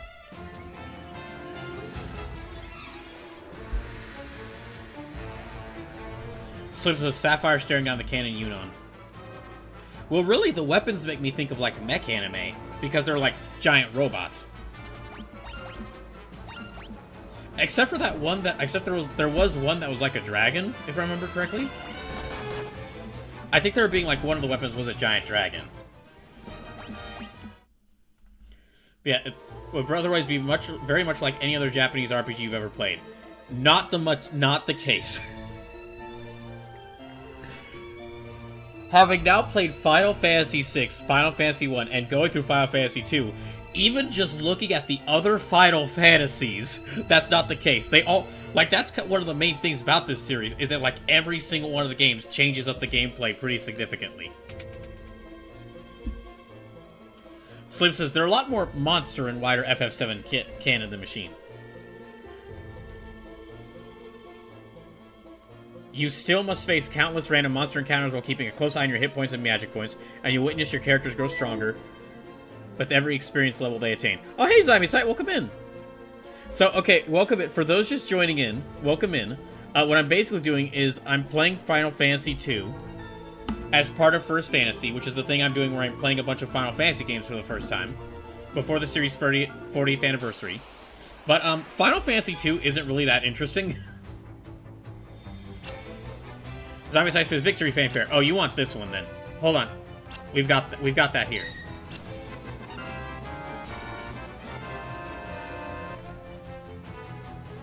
So, because Final Fantasy II, honestly, it's not really that engaging. It's not really that interesting to me, gameplay or story-wise. So what I've been doing this stream is while playing through Final Fantasy II, I've been reading off reviews of older Final Fantasies that I have played, from when those reviews released. So I was just reviewing, earlier because I played basically for this stream, like 6, 7, and 9. So because I've already played those 3 Final Fantasies as part of First Fantasy, I looked up off stream. I looked up a bunch of like reviews, and I've been going over them to see like what people thought of like Final Fantasy 6, 7, and 9 when those games originally released. So that's what I was doing at the time. That's what I was doing when y'all came in. One of the reviews I was able to find is this a review on GameSpot from September 29th, 1997. So it was released. It was the same year that FF7 released. Talking about the game. Also, I just want to say, if you're enjoying the stream, please consider donating. We've currently even though I'm not playing Bloodborne, this stream is part of something I'm doing called the Bloodborne Emergency Donathon. So every $1 donated to this stream will basically what I'm doing is I'm playing through Bloodborne with a limited number of lives, and every $1 donated will add more lives to the playthrough. So, and the playthrough will go until I run out of lives. So if you're able to donate, please consider donating. Subs, bits, and gift subs do count, but direct donations to my PayPal, which I just posted a link there in the chat. Direct donations to my PayPal help out a lot more. Because I'll receive the money you donate immediately instead of having to wait until like at least halfway through next month. If you're not able to donate, that's fine. Thank you at least for watching the stream. Just every donation does really help a lot right now whilst I'm trying to find a job. And also, all your donations will count towards these different donation goals. So we've already passed the first 5 donation goals. So I'm gonna have to do a Pokemon Smash or Pass stream, which was the $100 goal. I'm gonna have to draw characters suggested by all from memory, which is the $200 goal. I'm gonna have to play through God Hand for the first time, which was the $300 goal. I'm gonna have to. Y'all will get to decide the 200th playthrough, which is gonna be a big playthrough I do where y'all will get to vote which of a certain games I play through for the 200th playthrough. And when I start that playthrough, every single stream will be that game until I beat it. And then we just recently passed, yesterday we passed the $500 playthrough, which is the Capcom Fighters Marathon from Hell. Which means I'm going to have to play through a bunch of Capcom fighting games with challenges in place to where y'all can mess with me. So, like making me play through Capcom fighting games online, like do online matches with oven mitts, while wearing oven mitts. Or limiting the number of characters, limiting what characters I can use, stuff like that. And then we're currently on our way towards the next donation goal, which is me playing The Legend of Zelda Wind Waker for the first time. And then if we pass, which is that'd be the $600 goal. And then if we pass the $700 goal, y'all get to decide a new emote for the channel that I'll then commission an artist to make. If we pass the $800 donation goal, I'll do some D&D solo adventures, which is I'll get some solo game books in D&D. And I'll let y'all influence the character I make, and then I'll play through those adventures with that character. Then, if we reach $900 donated total, I'll play through Sonic Adventure 2 for the first time. And if we reach $1,000 donated total, y'all will get to decide a game I must 100%. Either a game on my PS5 or my computer that I'll get all the I'll come up with a list of games on my PS5 and my computer I'd be willing to get all the trophies or achievements in. And y'all will get to decide from that list of games, like, which game I have to play through until I 100% it. So we're currently at $504.69 donated in total, meaning we're about less than $100 away from the 6th donation goal. Again, when me playing Wind Waker for the first time. So again, if you're able to, please consider donating, especially at the directly through the to my PayPal. But if you're not able to donate, thank you at least for watching the stream. Anyway, enough shilling. Enough shilling. Let me get back to reading that Final Fantasy VII review. Zombie Side says, "Man, what a throwback." Here we go. Okay, here it is. Okay, we talked about how this reviewer from GameSpot apparently thinks that Final Fantasy VII is inspired by Frankenstein. I mean, maybe I will be honest, I haven't read Frankenstein, but I am kind of familiar with the story, so I'm not seeing the connection there, but okay. Anyway, you still must, if you were to strip away the story, scenery, musical score, Final Fantasy VII would otherwise be very much like any other Japanese RPG you've ever played. Which this line was funny to me because having only played through a few of the Final Fantasies I have on my list for First Fantasy, just going through the games that were released up to this point, I have played through Final Fantasy 1, 6, and now I'm currently playing through 2. And even compared to other Final Fantasies, 7 doesn't really play like those. I mean, that's one of the defining things I'm noticing about Final Fantasy, is that, every game plays differently. You still must face countless random monster encounters while keeping a close eye on your hit points and magic points, and you'll witness your character grow stronger with every experience level they attain. Yeah, that's okay. I guess they mean just basic RPG stuff. I guess they mean just the most basic RPG aspects of being an RPG.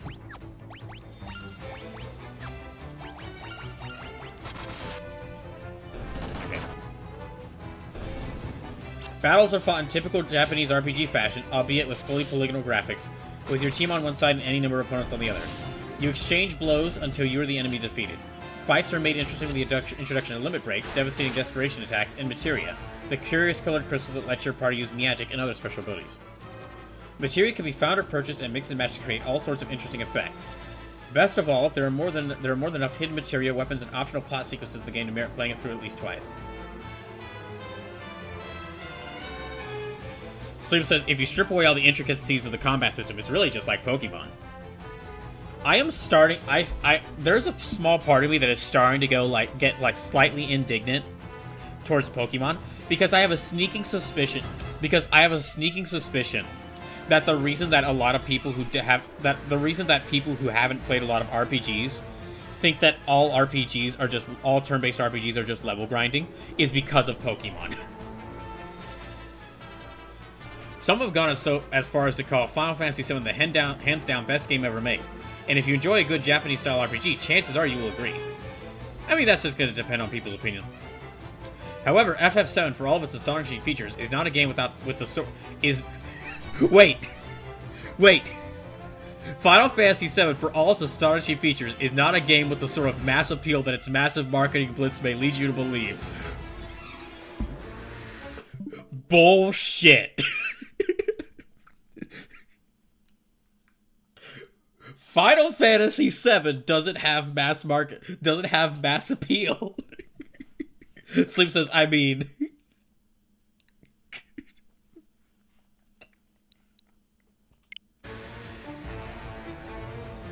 For one thing, you can't finish it in a sitting. As Final Fantasy VII will be a solid 40 to 50 hour commitment for the average role-playing gamer. Yeah, that's role-playing games. Otherwise, you might be taken aback by the extensive, text-heavy dialogue. There is no speech at all in Final Fantasy VII, in the interest of letting your imagination do a little work.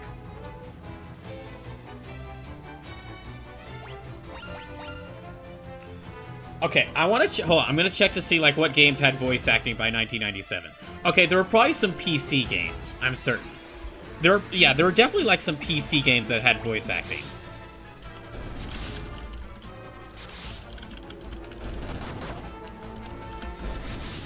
Games with voice acting in 1996.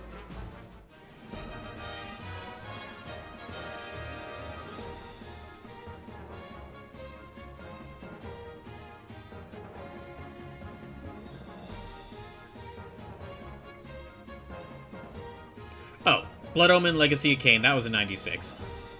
Bubsy 3D was in 96. That's fine. Parappa the Rapper was in 96. Okay, so voice acting in video games was starting to get more common by the time 1997 happened. Because, I mean, okay, yeah. Super Mario 64 in 96.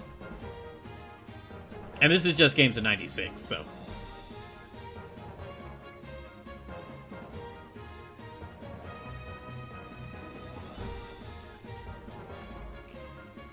Alright, and...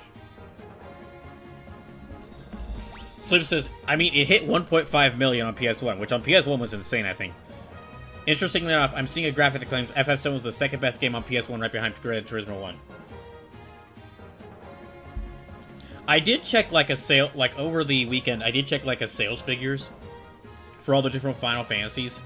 While I, because I was curious, like, what has sold the most.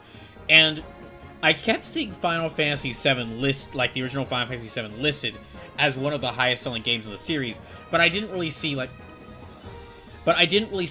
enough, any sources. Like, all these graphics that were displaying that, I didn't really see any sources to, like, give information for that.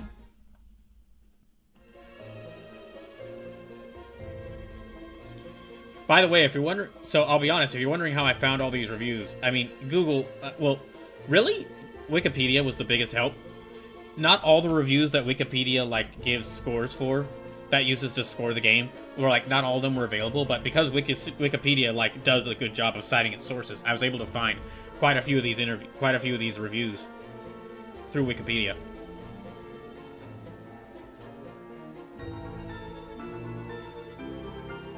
Okay, though you will make many small-scale decisions over the course of the game in a whole, the story follows a linear path. This linearity is a byproduct of the plot's complexity, however, certainly a respectable sacrifice. Sony's translation of the original Japanese dialogue is direct and first-rate, much to the relief of Final Fantasy purists everywhere. Oh boy. Nitpickers may identify a very occasional spelling or grammar error, of course, agrees Cloud at the Golden Saucer Battle Arena. But otherwise, this text-heavy game reads just right, flawlessly conveying each character's distinct personality. Even the foul-mouthed co-stars of the game retain their affronting attitudes, as Sony went as far as to translate certain four-letter words in the interest of staying true to Japanese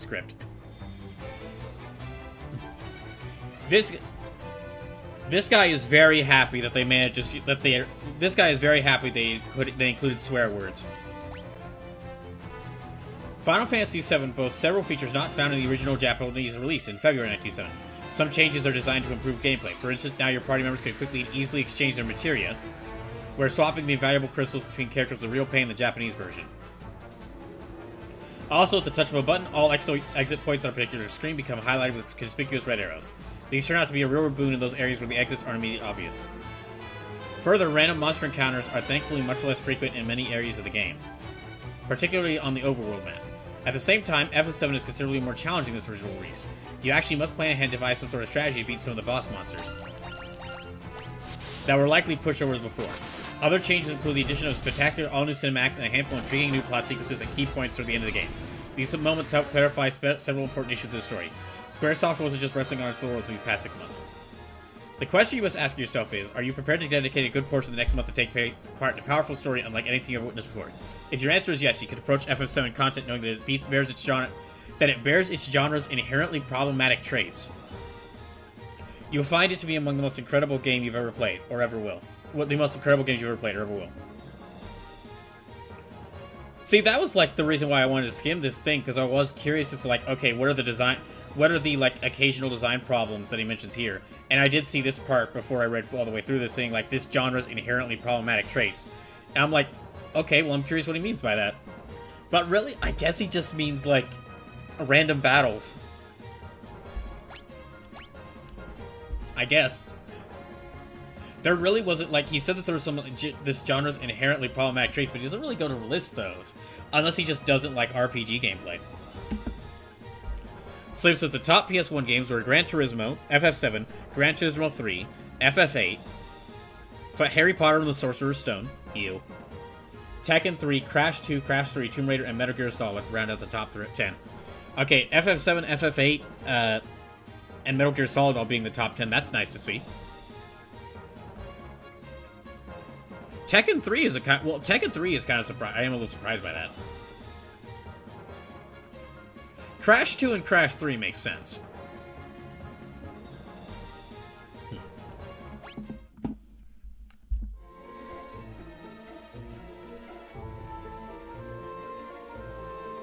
Okay, I need to...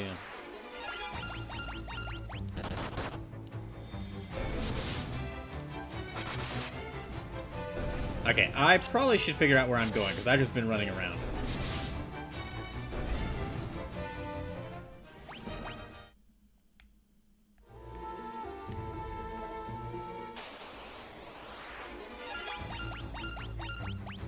Slip says, usually if a reviewer in this era is talking about inherent issues with RPGs, they're usually talking about what would become the anime tropes that characters embody, or the general Japanese weirdness, like the OG Honeybee Inn and the like.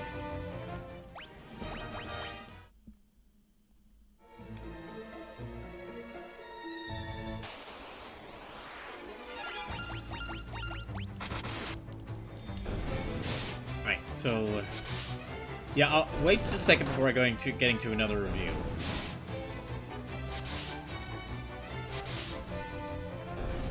Because I need to continue finding my way through here. And well, if there's some of these that I don't get to by the end of the stream, then I'll make sure to save them for the next Tuesday when I play more of this game.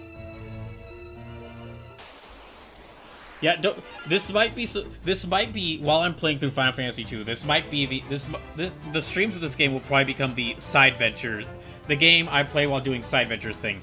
Like I do need to like redo. I'm probably gonna have to redo that PS1 games tier list that I was making across several streams, and same with the GBA games tier list that I was making across different several streams, because I lost both of those lists when I lost my computer.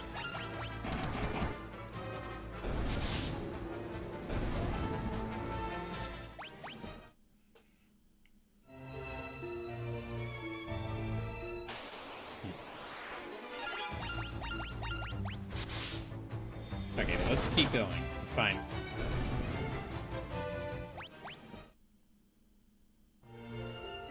Our attack is going to be so dang high. Yeah, every party member's attack is going to be so dang high by the end of this.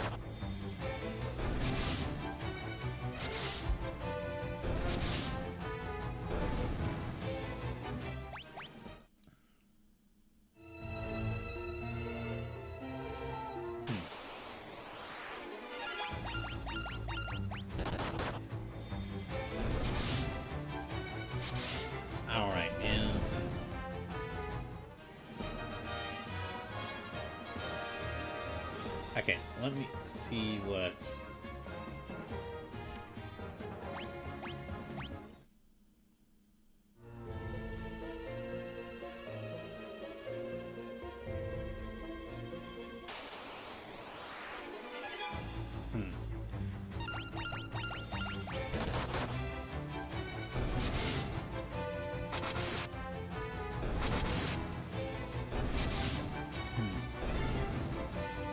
Hold on, let me see what the reviews I got.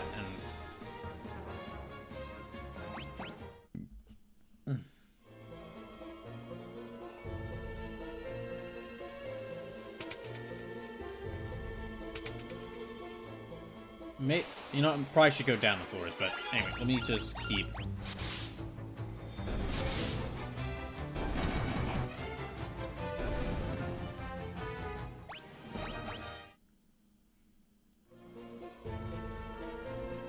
Yeah, I'll save the ranking of PS1 games and GBA games for some of the future streams I do.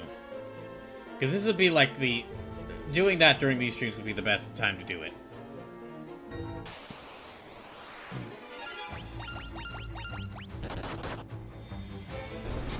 There are a couple other side things. Or a couple other like non-video game related things I've been wanting to do on stream. That like this would be like doing them while I play through this game would be a good idea to do that.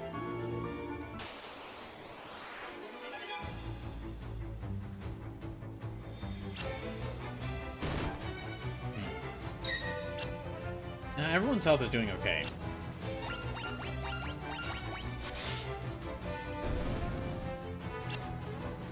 Okay, no.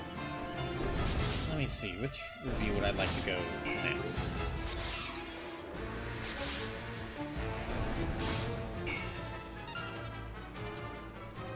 Okay, there's IGN. Okay, there's IGN's review of Final Fantasy VII.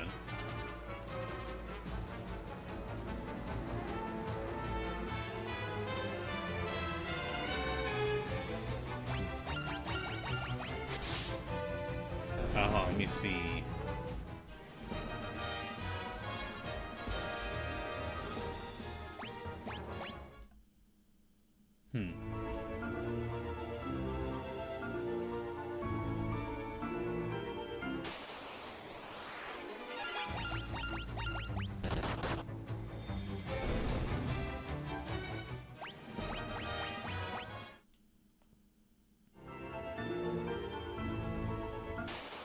Okay, I already grabbed that chest.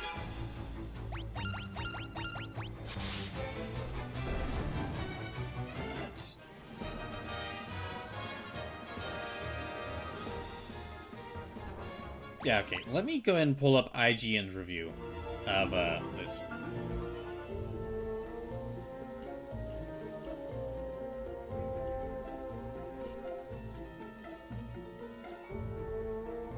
Sleep says, well, Brawl, I now know why you never got a season 2 of Bakano. Are you saying that you Baka know why that never happened?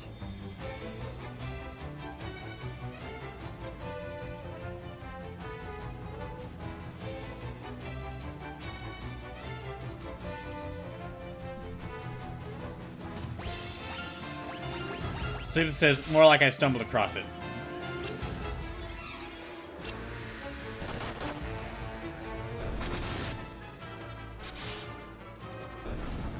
I'm really curious. Well, really, I'm curious as to why, like... Sleep says, apparently he got absorbed in writing for Fate's series. Ah, so it's Fate's fault. Good to know. But, wait. Wait, but there's, like, plenty of manga after... There's plenty of parts of the manga story after, Bakano. Or, like, after Season 1 that they could adapt to an anime.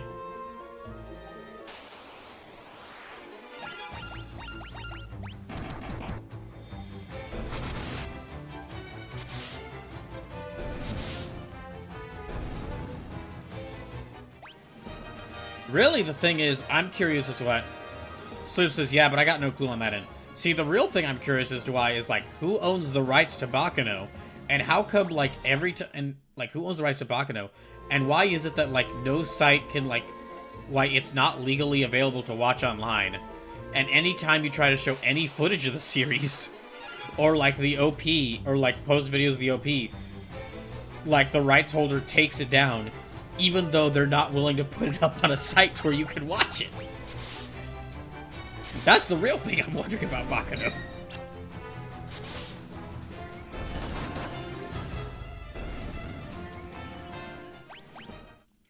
Like, I forget which company holds the rights to that show, but they don't just want you, they don't just not want you to watch it. They want you to not remember it existed.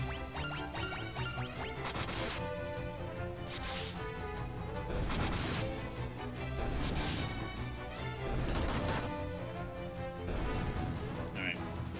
Well, let's go, I guess, back through here.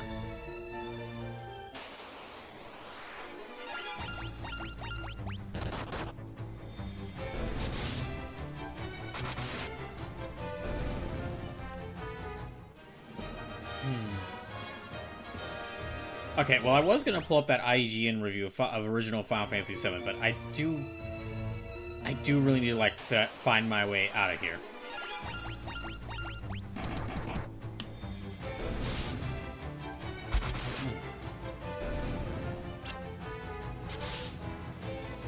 I got distracted from playing Final Fantasy by reading reviews of other Final Fantasies.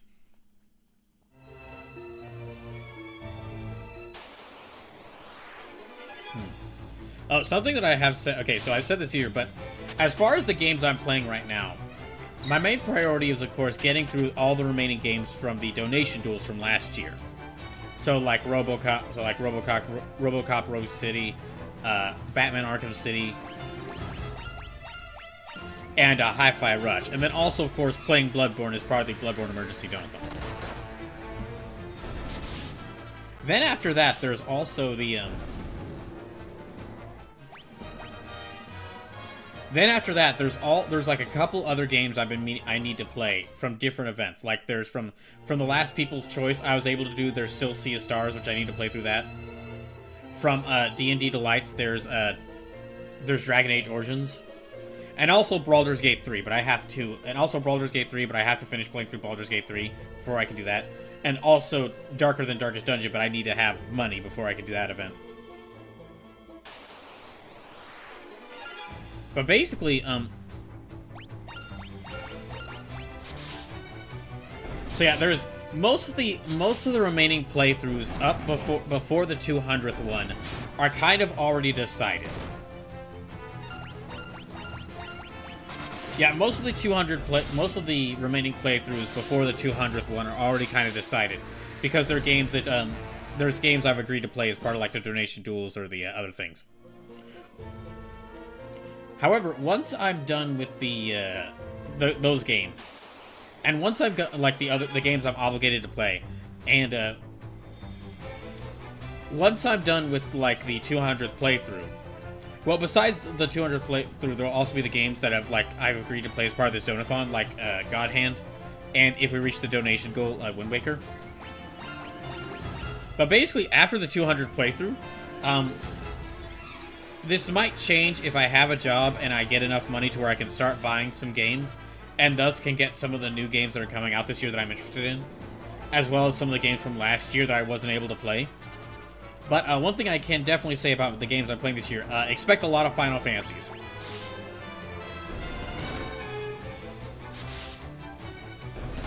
As soon as I can. Like, as soon as I'm done with some of the playing through most of the games I'm obligated to play, I'm gonna probably start playing like 2 Final Fantasies on the channel at once.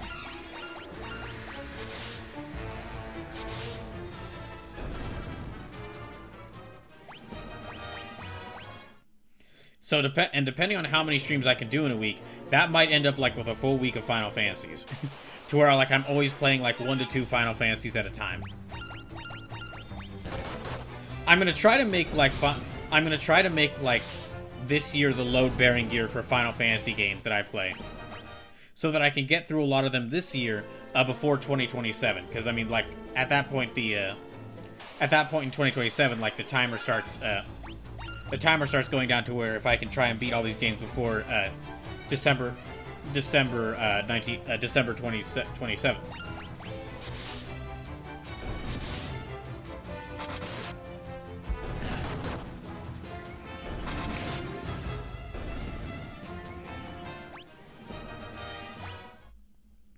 Sleep says, according to the wiki, Funimation acquired the license for the anime's original run in 2008.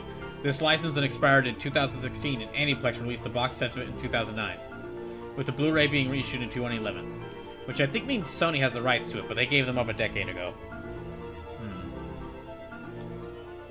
And Funimation has gone under, so... Funimation has been bought out by Crunchyroll, if I remember correctly.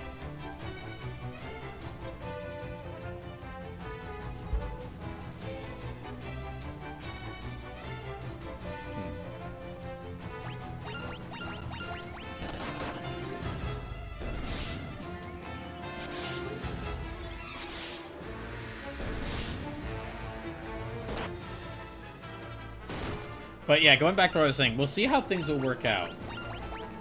But my plan, what I'm hoping to do is after the 200th play, after I finish with the 200th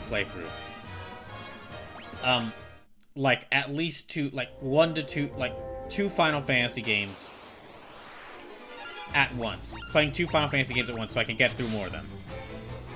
So yeah, basically once the 200th playthrough is done, and once I'm done with most of the games I'm obligated to play, the rest of this year.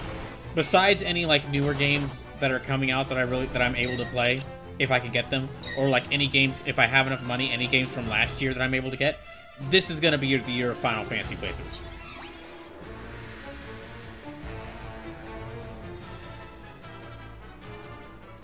Sleepless says, I would actually say to hunt down the Baccano OP, go live, play it, and see who issues the copyright claim on the video. No, all I have to do... Well, no, for that, all I'd have to do is just find who is the latest person to have uploaded... For that, I would just have to find who is the latest person to have uploaded the latest person to have uploaded the Baccano OP, and then just, like, save that link and then check every now and then.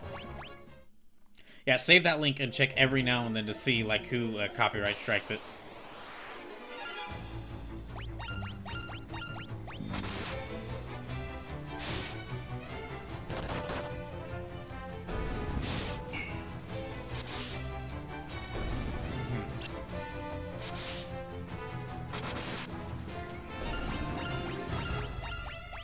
Go here.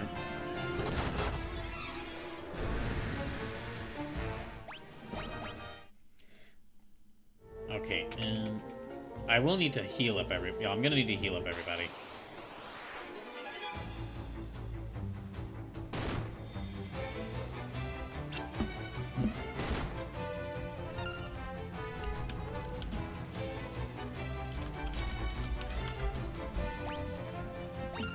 Okay, I'm gonna have him attack. I'm gonna have her cure everyone. Her cure everyone, and him attack. Excuse me, her and him cure everyone, and then attack.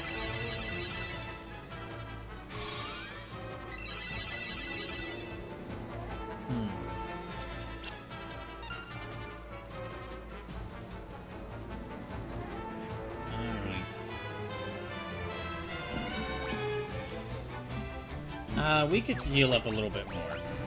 Oh, well, he's not healing up anybody.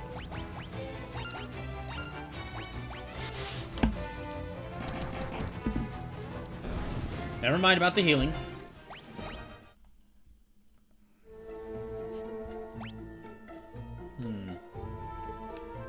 So that goes down, that goes up.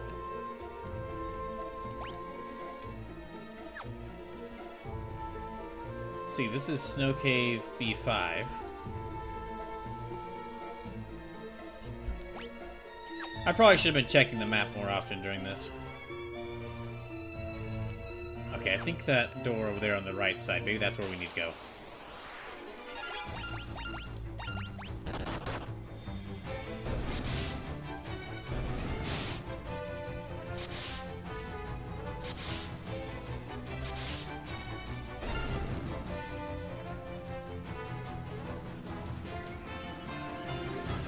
Sleep says, so the OP looks to be a song titled Guns N' Roses, by a band named Paradise Lunch, at least if the Bakano wiki is correct.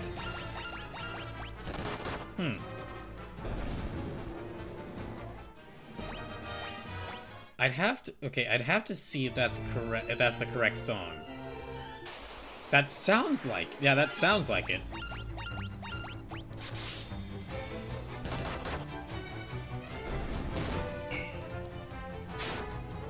Still a real shame that you can't like legally watch Bakano anywhere, considering it's like one of the best like mafia anime, or like anime with like a sort of 1920 like Roaring 20s setting.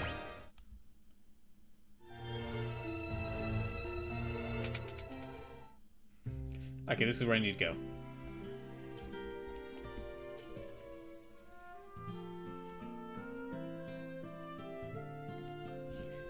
Stuk sheet? Guys speak Beaver. Ask. Goddess is Bell.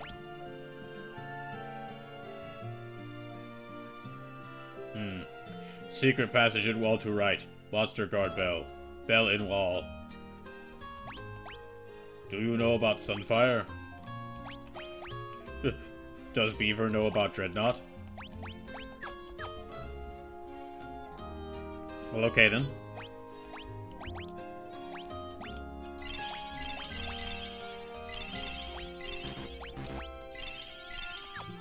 Okay.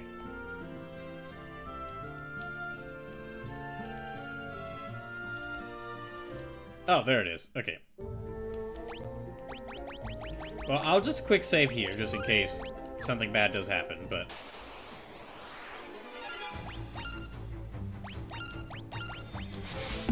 Sleep says, yo ho ho, Pirate's Life for me. Yes, once again, it's time to be a true... It's time to act like a One Piece fan, if you want to watch Bakano.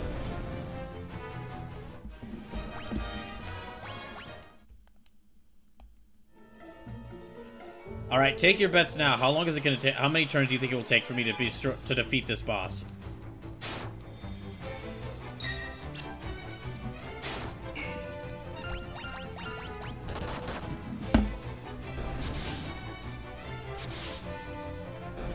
Alright, so... Sleeper says, 14. Okay, 14. We shall see.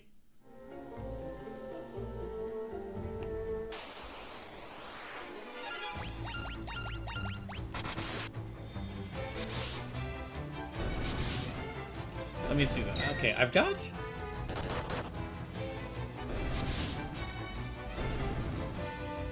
I still need to decide what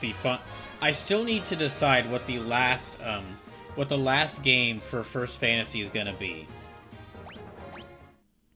I've got a couple of contenders that I could pick from, but I'm still kind of waiting to see. I'm still kind of waiting to see if like Square Enix announces anything before, like anything besides Final Fantasy VII, the third one.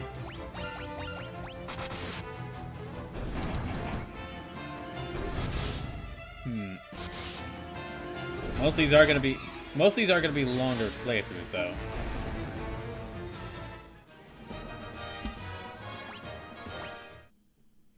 Sleeper says the return of World of Final Fantasy. Oh gosh. Ugh.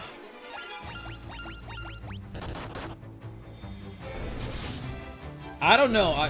I don't know. I get the feeling that I might end up disliking World of Final Fantasy more if I play it after playing a bunch of other Final Fantasy games before it.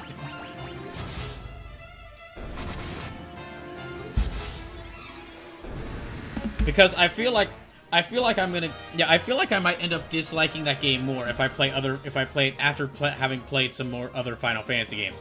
Because it would go like, hey, you remember that scene from Final Fantasy X? Yeah, I love that scene. Well, what if they were Funko Pops? What? Don't you love Funko Pops? No.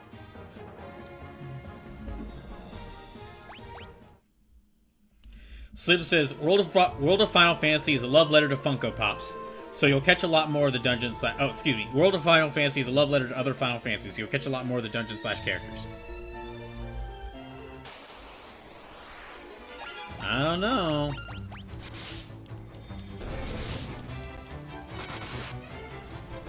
I mean, it is what... So, World of Final Fantasy is in my list of contenders for the last spot on this.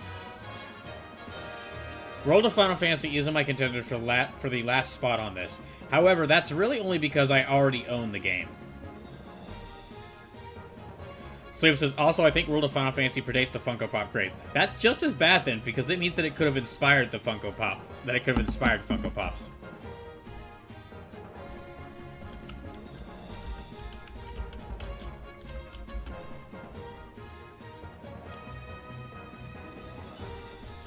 Hold on, let's check.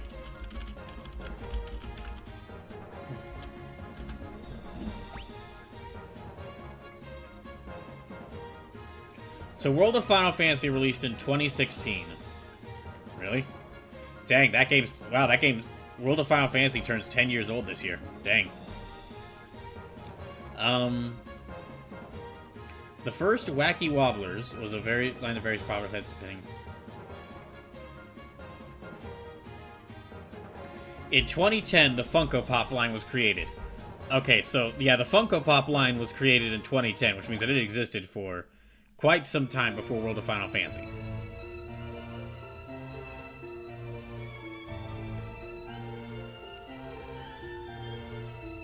So yeah, World of Final Fantasy is on my list of potential contenders for the last spot in First Fantasy.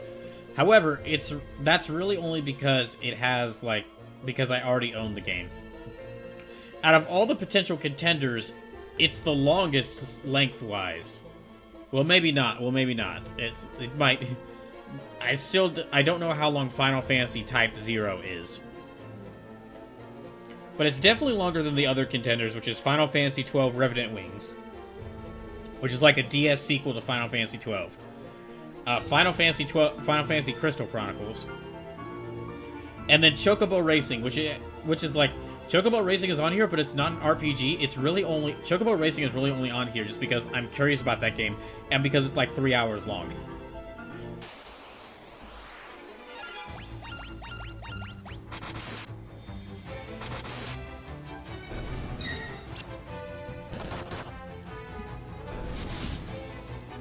So... It would be weird. So it would be weird to rate. It would be weird to rate Chocobo Racing as an RPG when it's a racing game and not an RPG. But if I play it in the list, I could do that in like a single day and have one of the games done. And I mean, I don't mind playing longer games, clearly, because I'm doing First Fantasy, but I got a lot of really long games to get through. I have... Okay, do I want to give her better evasion or magic interference?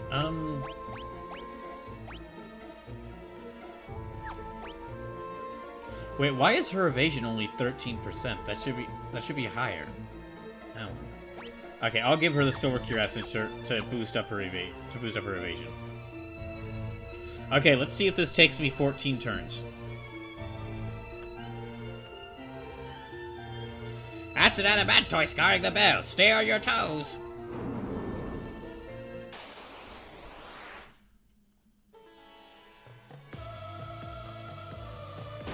That's a new theme. Let's just try normal attacks and see it. Oh. Okay.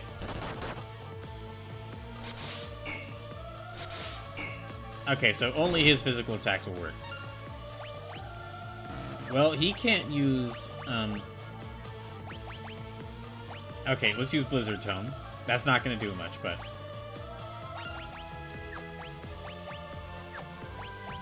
Let's use Thunder. Okay, so we're on turn number 2.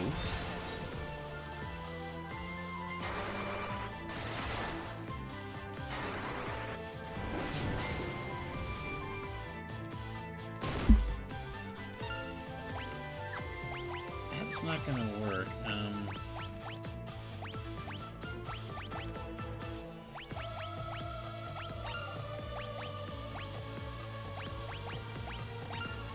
Maybe let me try out.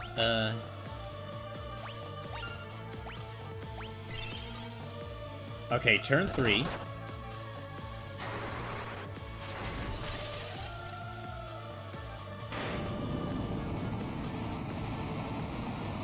Three turns. Adamantoise, if you're so weak to ice magic, why the heck were you hanging out in a snowfield? Everything around here can use ice magic.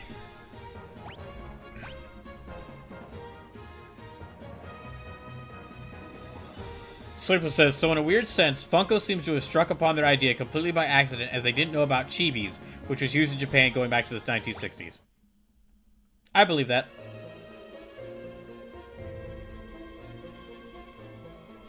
There's something set in the wall. It's the goddess spell. Woo!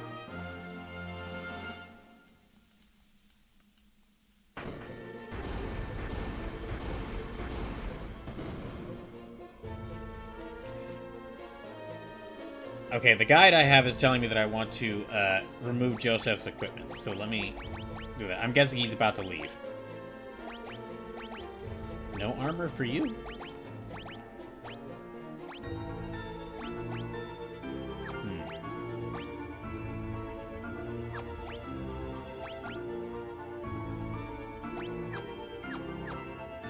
Okay, let's go through here.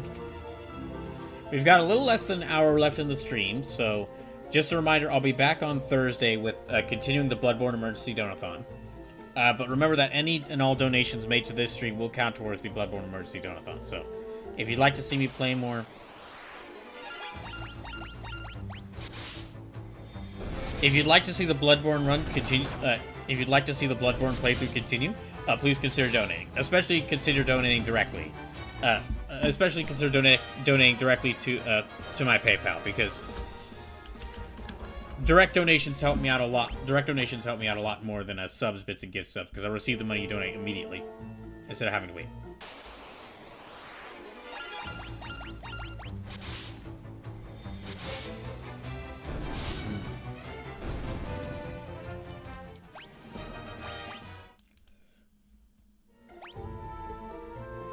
Okay,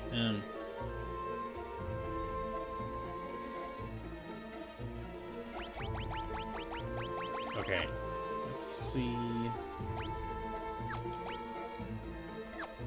Okay, yeah, let's just get out of here. And really the interest of this place, let me just go ahead and get out of here.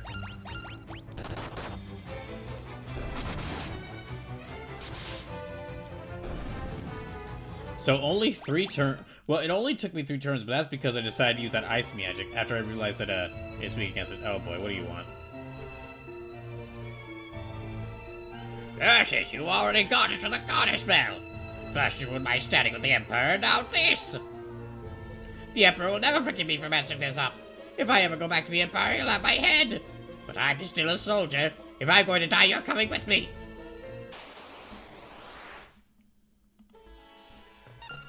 Okay. Die then, dude. Actually, I'll just have him cure everyone.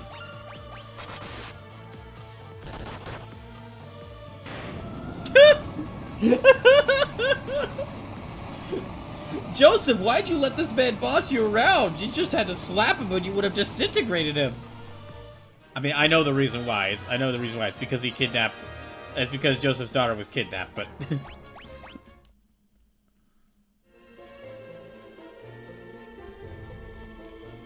Bleh. I may have lost, but don't think that you've won. I've booby-trapped this cave. Just a little party gift from me to you. I'll be waiting for you in hell. Bleh.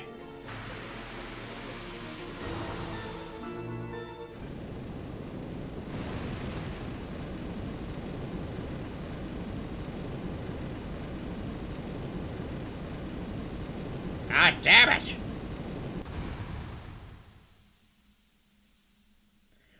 Everyone, get out! We don't leave you. I can't hold it much longer. Run! It's up to you now. What's your name again? Furion, that's what it is. My sweet Nelly. My sweet Nelly. Joseph!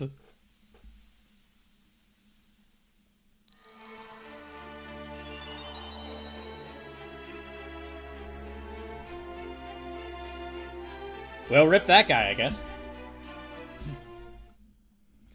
Brash Carey says, OMG, you killed Ernie. What will Bert think?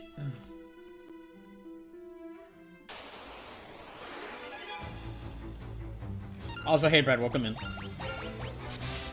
Okay, we've only got... Yeah, we got less than an hour left to stream, so let me see how far I can get. I think we next need to go to Cashwan Keep. I guess I'll save the other Final Fantasy reviews that I was going to read on stream. I'll save those for next week. Or for next Tuesday when I continue this game.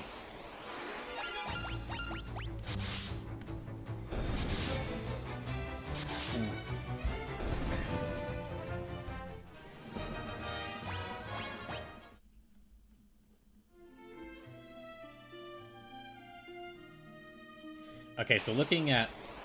So it looks like I need to go back to... Oh.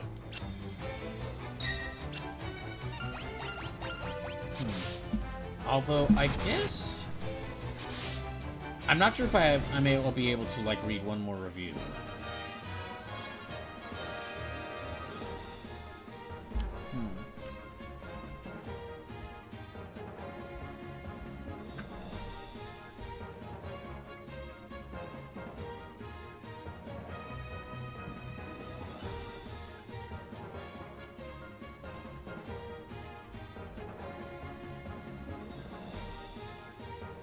Sorry, just a second.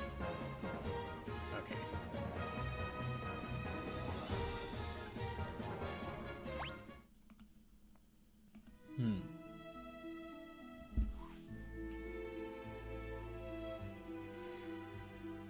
Okay, I might spend this last hour of the stream just re-rank, like going back through and redoing that PS1 video game ranking that I'd done. But I'm gonna have to restart because I lost the list. I lost the list when I lost my computer. See, I might do that. Yeah, I might go ahead and do that whilst I'm just to recap what PS1 games I played.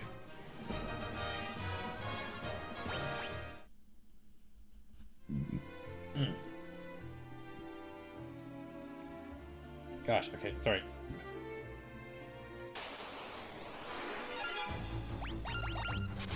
Alright, so looking at this list of games, well, I've got it right here. Yeah, looking at this list right here.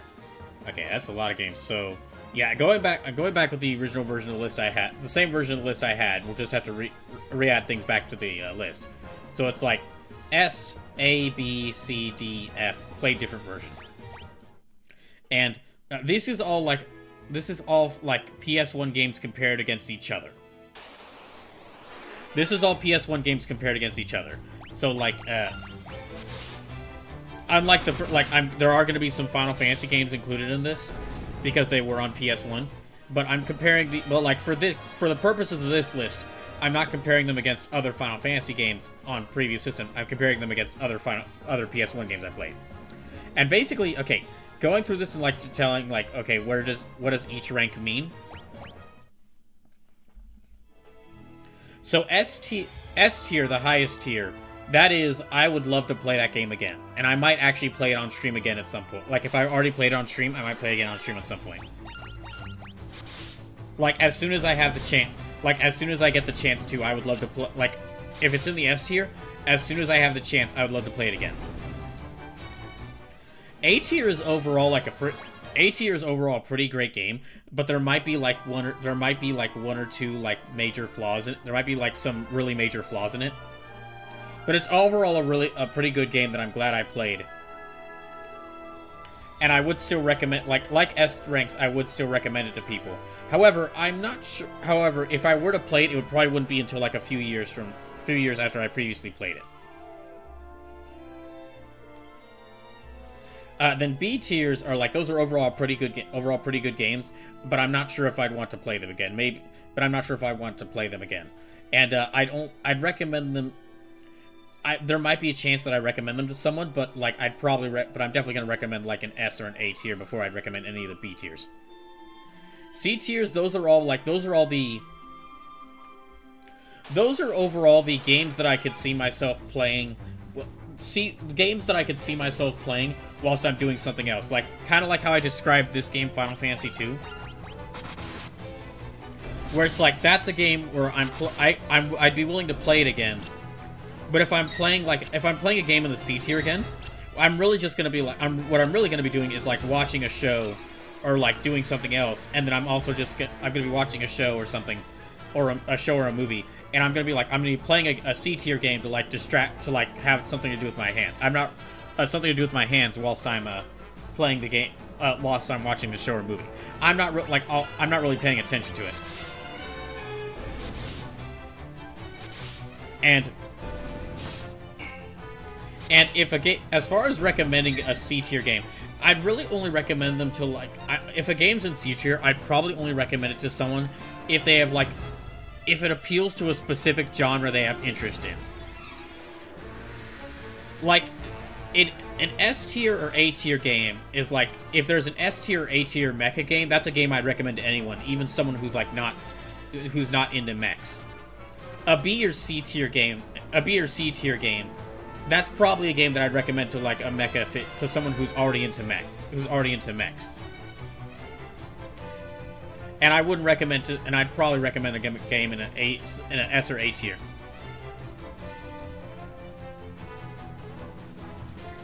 Sleep says C tier is the Gen C watching tier, where you're watching in quotes, but you're more watching something else and it's just background noise. Yeah. Then D tier is like, D tiers are not good. D tiers, I did not enjoy playing them. D tiers are basically games to where the only reason I'd play this again is if I had an idea for like a challenge stream where I wanted to let y'all mess with me. Yeah, D tiers are like, I'd only play this game again as like a I'd only play a D tier if I had an idea that. Sleepless says, not to say you're not explaining well, bro, just there's a better way to more succinctly say it. Well, no, you're right. No, you're very right, and what you described as Gen Z watching in quotes is very accurate to what it was. I just never heard that term before. I just never heard of that idea of Gen Z watching where you're not actually watching. But anyway, D tier is like the only reason, like, I probably wouldn't recommend a D tier game, and the only reason I would play one of these games again is like if I had an idea for a challenge run on stream where I could I think would be a fun way for y'all to mess with me. And then F tiers, like, would not recommend those and would never want to play again, even for like a challenge run. If it's in an F tier, I never want to play that game again. Yeah, if it's in an F tier, I never want to play. I never want to play that game again. Pretty simple to say, really. Okay, well, I need to check to see where the map of this is. Okay, so I think I need to go back to Poft. Oh, I've got a lot of gold. Okay, actually, let me go back into town. Okay, well, after this fight, let me go back into town, and then I'm going to get a bunch of items. Okay, so looking through some of these games, I've played a little bit of these two I've played a little bit of the PS1 Armored Core games, but not enough to come to a full decision on them, so I'm not going to rank them just yet. I will probably save these just in case we're just in case if I ever do I get to play the older Armored Core games on stream, then I'll judge these. See, looking at these, okay, for the games that I actually have played on stream and where I judge them. Slim says, I feel like your review of FF2 is not going to be favorable, given that you're literally doing this while playing it. I am literally doing stuff like yeah. I'll be honest. I'm doing stuff like this to try and keep the stream entertaining, because because even I because even I feel that there is a. I'm trying to keep the stream entertaining because even I feel like there's not really like watching. Even I feel like watching me playing this game is not really that entertaining, and I'm the one playing it.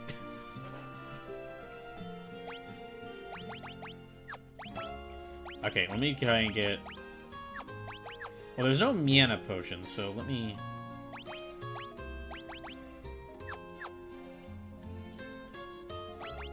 Okay, we can get cottages. Fully restores hip and mip. Slim says, I mean, you're not wrong, but nonetheless. Yeah.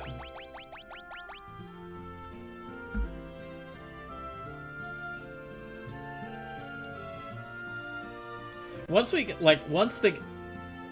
at the points where the game is looking to be more interesting, then of course I will like make sure to not do stuff like this, and I'll show it fully on, and I'll make sure to show the game on stream, and I'll make sure to like have the game fully showing on stream.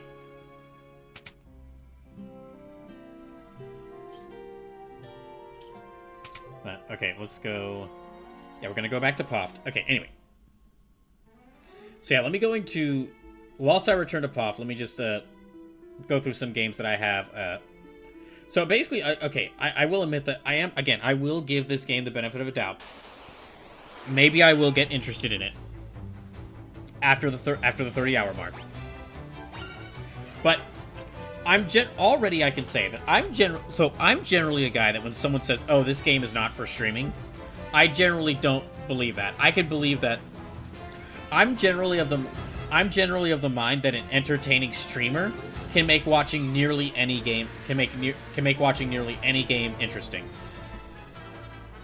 Like I heard before, one of the reasons I play RPGs for so much is because I used to hear streamers. I would hear other streamers say, "Oh, well, I don't really want to play a big RPG on the channel. That's not going to be interesting." And I thought, and I would think to myself, "Oh, come on, that's got to be interesting." Some of these are like some of the most highly praised games of all time, and a lot of them are really big, or a lot of them are really unique, interesting games. Slim says, there's actually a thing in this game that I didn't realize it at the time, but this game's Act 3 completely rips off Dragon Quest III's Act 3. Really? Hold on, I'm gonna check release date times. Okay, well, Final Fantasy II is 1998.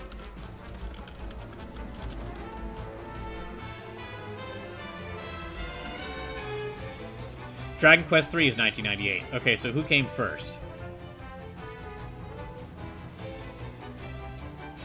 Okay, this is December... FF2 was December 17th, 1988. Dragon Quest II is...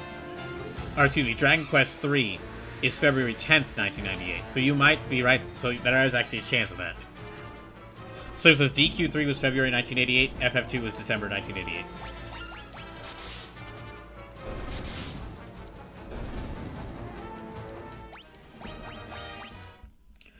Okay. So going back to some of the games... Okay, going back to ranking some of the games I played. So Bloody Roar... Yeah, this should be Bloody Roar 1.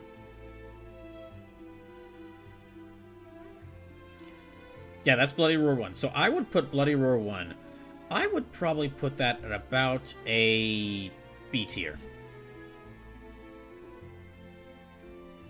Actually, maybe a... Yeah, I'd put it a B tier, because it's still Bloody Roar. It's the second least fun of the Bloody Roar games I've played, of the Bloody Roar games. But but that comes with the caveat that it's still Bloody Roar, so it's still overall like enjoyable. It's nowhere near as good. It's nowhere near as many of the other Bloody Roar games, and in fact, I'd probably put Bloody Roar 2 up here in an A rank, because Bloody Roar 2, like a Bloody Roar 2, does a lot to improve on what Bloody Roar 1 does. But I do think overall... But I mean, it's still Bloody Roar. And A lesser Bloody Roar game is going to be a lot better. A lesser Bloody Roar game is going to be a lot better than some other fighting games I played. Which, case in point, I'm going to rip this band-aid off. Okay, I'm still F tier. Iron and Blood Warriors of Ravenloft, still F tier. Gosh, that game sucks. Probably still overall the worst fighting game I've ever played. And also because of how badly this game did, I would not be surprised if we never get another D&D fighting game. As sad as that would be. Okay, hold on, I need to check something. Sorry, hold on, I'm gonna check something.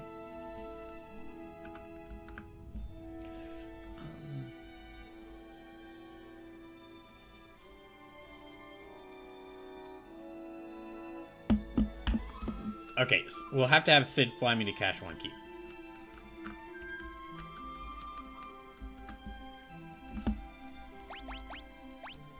So let me save right here.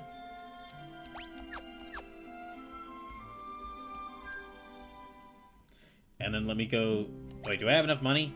Okay, we got 256 gil. Hopefully that's enough.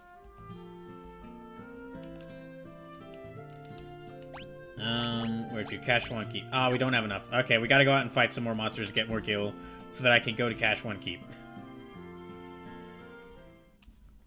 Anyway. Okay, so while I'm doing that, back to this. While I'm doing that, back to ranking PS1 games. So yeah, Iron and Blood Warriors Ravenloft, awful fighting game.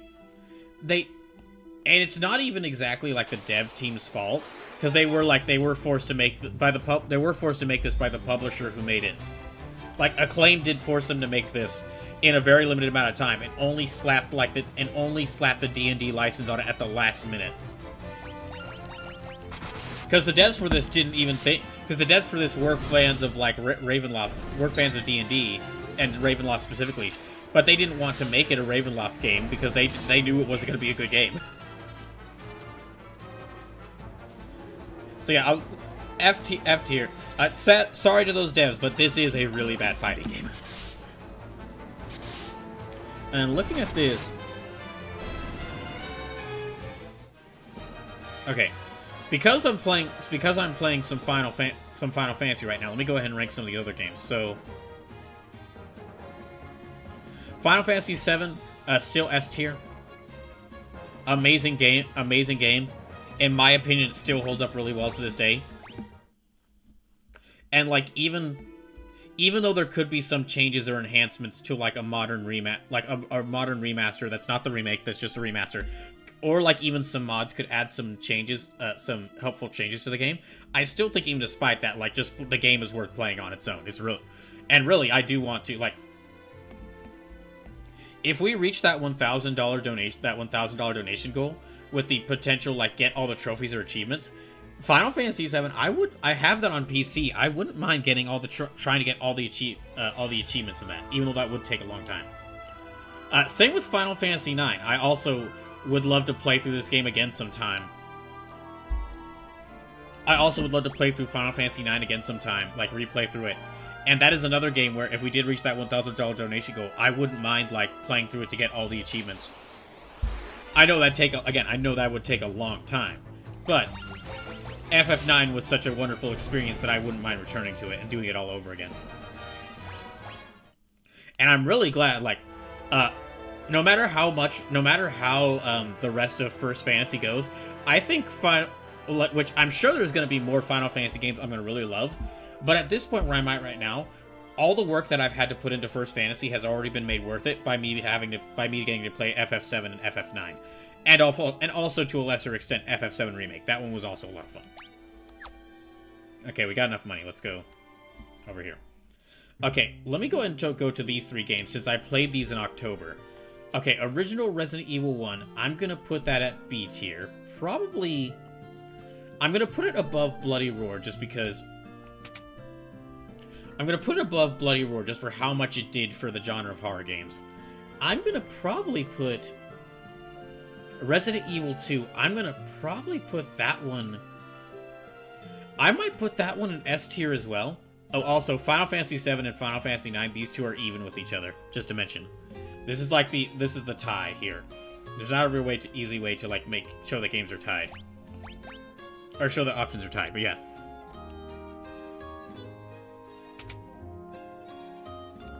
Yeah, Resident Evil 2, I would say overall is an S tier. That was an amazing game. And I wouldn't mind playing that again. Like, out of the 3 Resident Evils I played back in October, this is the one I would probably be most likely to play again. And I would just casually keep that on my PS5. Excuse me. So that I have it available to play whenever I want. Then for Resident Evil 3 Nemesis, I'm going to probably put that one... Where is it? Sorry, I gotta find... Okay. Resident Evil 3 Nemesis, I'm going to probably put that one at A tier. Probably under Bloody Roar 2, I think. Because I would be much more likely to play Bloody Roar 2 than Resident Evil 3 Nemesis. Nemesis was a pretty fun game. But it does have some, like, issues with it. Sleeves says Nemesis? Yeah, Resident Evil 3 Nemesis. That's its name.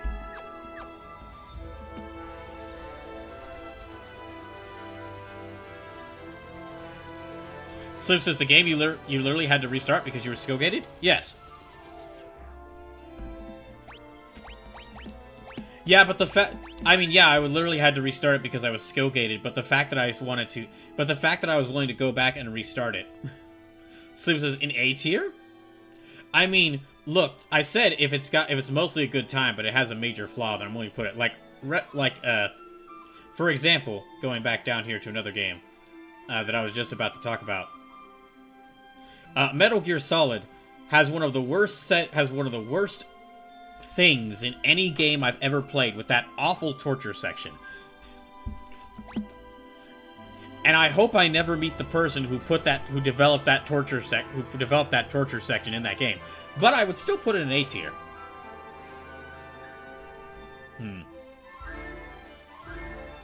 Well, I guess looking at it, I guess I could put Resident Evil 3 Nemesis down to B tier. And looking at these two as to which I would rather play again, I would honestly much rather play... I would rather play Resident Evil 2 again before Metal Gear Solid 1 again, just because of that awful torture section. Slip says, no matter how much I enjoy a game, if I have to replay an entire game... If I have to replay the entire game because I couldn't get past a point on normal, it's going in C tier for me. Oh, hey, Marziska fan, welcome in. Okay, so this is Cash One Keep.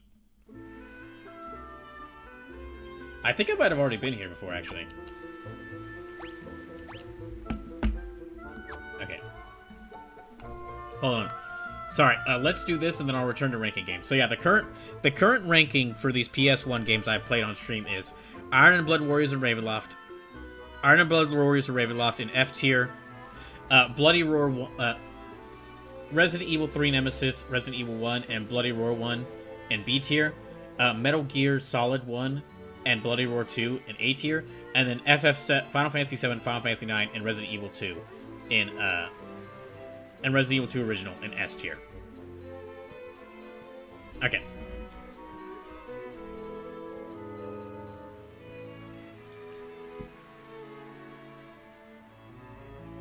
I'll definitely go back to. I'll definitely make sure for the Final Fantasy game reviews I didn't get to tonight. I'll definitely keep them around, and we'll read. I'll read some more of them in future streams. And future streams of this game.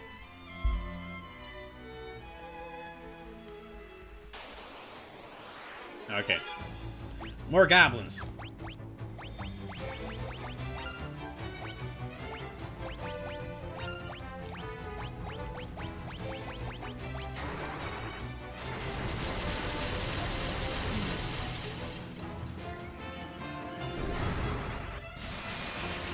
Wow.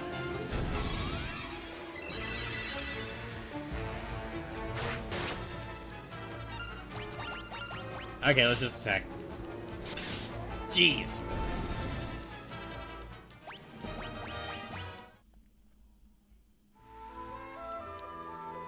door is locked. Ask Goddess's Bell? Okay, no, maybe use Goddess's Bell? As the clear tone of the bell rings out, the lock opens without a sound. Okay, let's quick save here. I've got less than 30 minutes left in the stream, so I'll see how far I can get here tonight. Okay, going back to this. Okay, for some of the other games I had.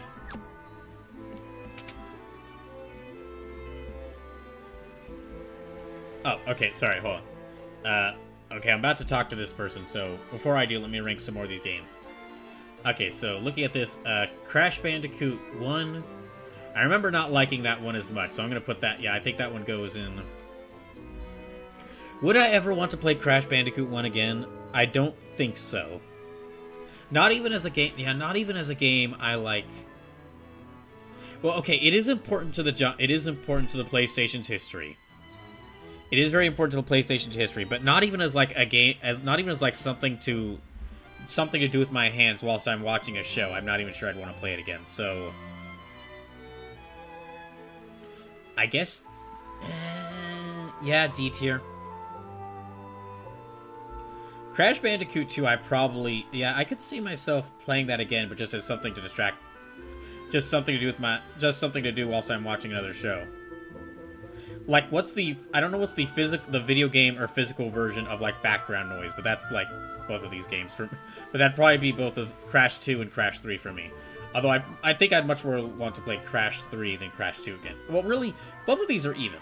Both of these are even for me. But yeah, I'd say these both fall in C tier. For me. Then okay, Castlevania Symphony of the Night. I'm gonna put that one... I'll put that in B tier, like, below... Okay, I'll put it in B tier. I'll put it in B tier in between Resident Evil 3 Nemesis and Resident Evil. Because, like Resident Evil 3 Nemesis, I also was skill gated at a point like the final boss, and wasn't able to beat the game. However, unlike Resident Evil 3 Nemesis, like, I enjoyed Resident Evil 3 Nemesis. Despite that skill gating, I enjoyed Resident Evil 3 Nemesis to go back and restart the entire game over, albeit in an easier difficulty. With Symphony of the Night, I want to at some point return to that game and, like, go back through and, like, explore more of the castle and get Alucard's level up so that I can actually say that I've beaten Symphony of the Night. However, I'm not really in any hurry to do so. Yeah, I'm not really in any hurry to return to it. And I'm fine with, like, it's been a few years since I stopped playing it, but I would like to get back to it at some point, but I'm not really in any hurry to do so. And then, okay, so that's those games. Let me go ahead and... Okay, I'll wait to do more of these games until after I talk to this guy.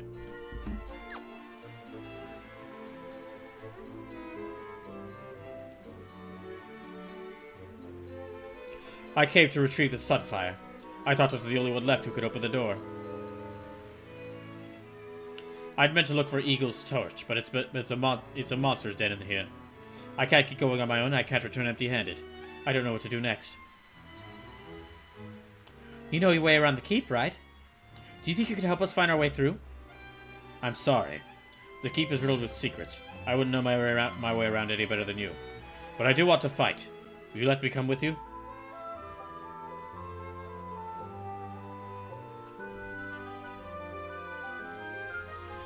Go on, get in here. Okay, so just to let y'all know how the rest of this week is going to look, I'll be back with more Bloodborne on Thursday. Now that I've beaten Vicar Amelia and the Bloodstar Beast, I'll be trying to find I'll be going through some new areas. And we passed the $500 donation goal, so we're now working our way towards the $600 donation goal. Me playing The Legend of Zelda Wind Waker for the first time. And then I won't be able to play on Saturday, or I won't be able to stream on Saturday. So I'll be back. So the RoboCop Rogue City stream will be on Sunday.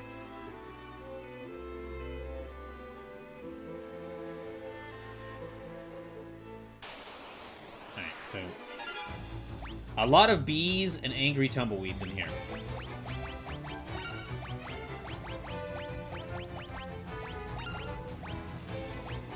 Let me just use... Oh, I should probably equip him with stuff.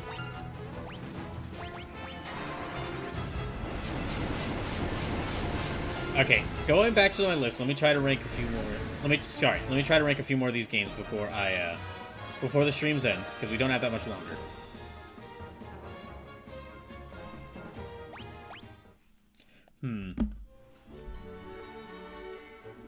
Okay, I'll save Marvel Superhero. I'll save a lot of the Capcom fighting games for later, because now that we've reached the Capcom Fighters Marathon from Hell, I might get to play those a lot more, because I'm gonna have to play them in preparation. Because I'm gonna have to play some of these games in preparation for they might be featured on the marathon.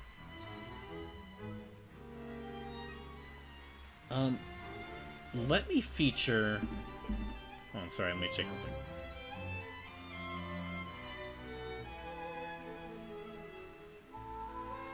Yeah, okay. Sleep says Spyro. Yeah, okay, I'll go ahead and rank this. I'll go ahead and add the Spyro games on here. So, Spyro 1... Unfortunately, these icons are very small. I have to say, so I have to check. Okay.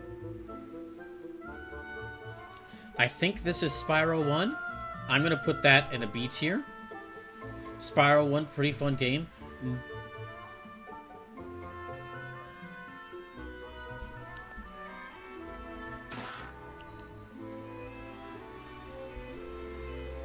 Yeah, I'm going to put that B tier above Bloody Roar. If it wasn't for the fact that Spyro is currently owned by Activision Blizzard, I wouldn't mind returning to these games at some point.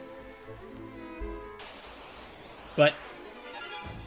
I wouldn't mind returning to these games at some point, but out of those three, I definitely liked Spyro the least.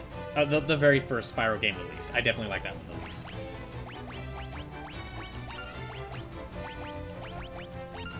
And then going to...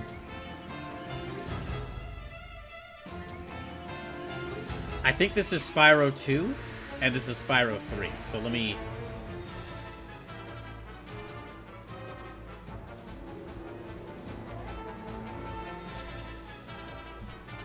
Marziska Fan says, are you doing anything for January? The PlayStation port of X-Men vs. Street Fighter fits the criteria, and X-Men is borderline unplayable.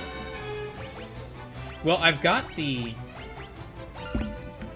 So I have the... Sorry, let me take this down for a second. I've got all three of the Capcom fighting collections, which X-Men vs. Street Fighter... Marziska Fan says, are you doing anything for Jankuary? Is that a thing? I didn't know that Wait, is Jankuary a thing? Is there an entire January themed thing about janky fighting games and nobody told me this entire time? Yeah, I've got all three of the Capcom fighting collections. So those might feature into the Capcom Fighters Marathon from Hell that I'm going to be doing, because I have this is almost like 25 Capcom fighting games right here between these three collections. There's at least 20 different... Martha Fan says, I just discovered it myself. Okay, I'm going to have to look into this, but, yeah, I'm going to have to look into this to see what it is before I can say anything about that.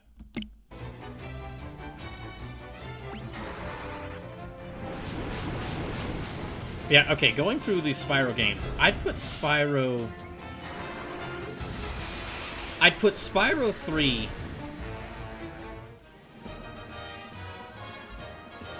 Yeah, I'm gonna put Spyro 3 at the top of B tier.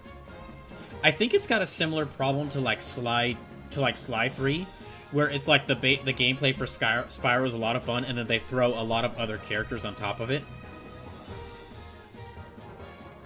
And then I think out of the Spyro games, I think I actually enjoyed Spyro 2 the most, which I'm gonna put that up here. I wouldn't mind...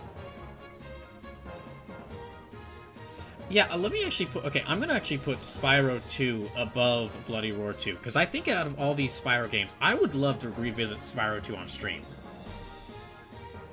Yeah, I would love to revisit... I would like to revisit Spyro 2 on stream. Now, I've got, again, banned against Activision Blizzard games, so unfortunately, as long as Spyro is owned by them, can't. But yeah, I would love to. Sleepless says, if it's jankier, you should play a Bethesda game. Can't think of anything more jank IMO. Well, remember, I've got that ban against Microsoft-owned games, so I can't play... yeah, I currently have a boycott. Well, I currently have a boycott. I'm currently boycotting Microsoft-owned games, so I can't do any Bethesda games. And also, if it's something janky, if it's janky is about janky games, fighting games would be a bit more fun. Because when fighting games get janky, they can still be quite a bit. They can still be really entertaining. Like, there are some fighting games that have like more of a competitive fighting scene because they are really janky. Okay, looking at this. Okay, I do want to play the other two Mega Man Legends games, but Mega Man Legends 1, I'm gonna put that in.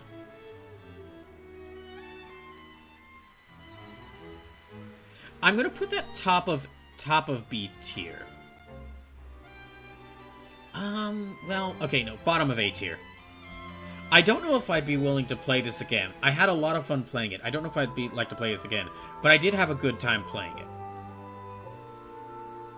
And really, I mean, I know everyone talks about the art style for Mega Man Legends, but it is one of the best looking games on the PS1.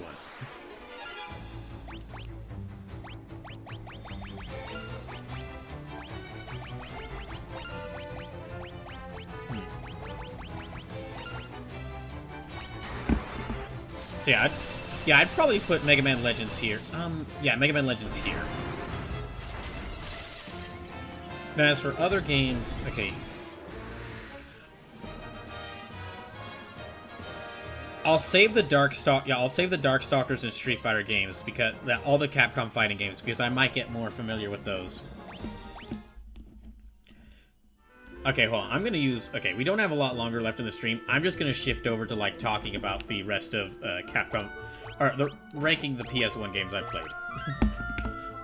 Yeah, I'm gonna shift over to talking about the rest of the PS1 games I played on stream, so I can rank them. So I can rank them before the stream's over. Hold on, just a second. There we go. Okay. Oh wait. No, that looks weird. Okay, never mind.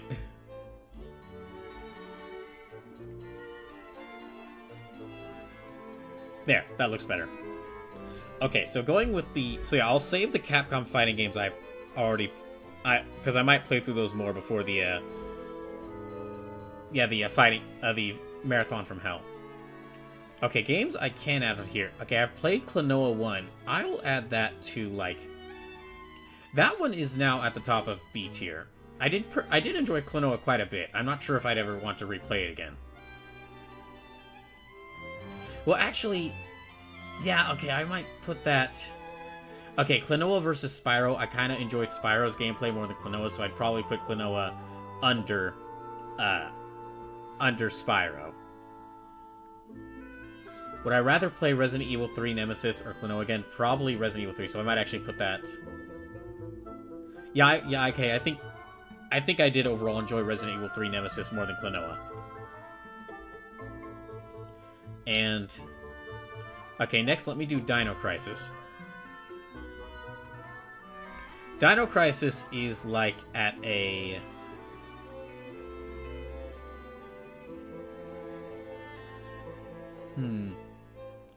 I think top of C tier. I think top of C tier for Dino Crisis. I did overall enjoy Dino Crisis. Or I'm glad that I played through it. However, the issue... No, actually, yeah, I gotta put Dino Crisis at, like, C tier. I am glad I played through it, but I don't think I'd want to play through Dino Crisis 1 again. I think I'd really like to play, like, a remaster or a remake of Dino Crisis. Because, like, Resident Evil 1, 2, and 3, I played those games, and I, like, was fine with the tank controls in this. Dino Crisis made me, like, not... Dino Crisis is a game where I actually didn't enjoy the tank controls in it, and I was and I was kind of wishing to play it. And I wouldn't mind playing a version of this game without tank controls, with like a more modern control system, like a third person behind the shoulder camera.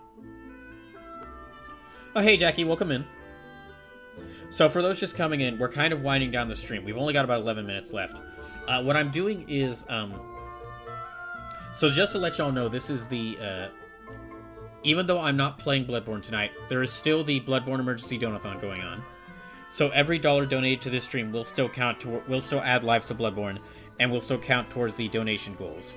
We've already passed the first 5 donation goals, so we're currently working towards the $600 goal, which is me playing The Legend of Zelda Wind Waker for the first time. So if you're able to, please consider donating. Direct donations especially help right now, which you could do so through the the PayPal donation link I've put in chat. That I put in chat. Oh, hold on, let me add that back in there. If you're not able to donate, I understand.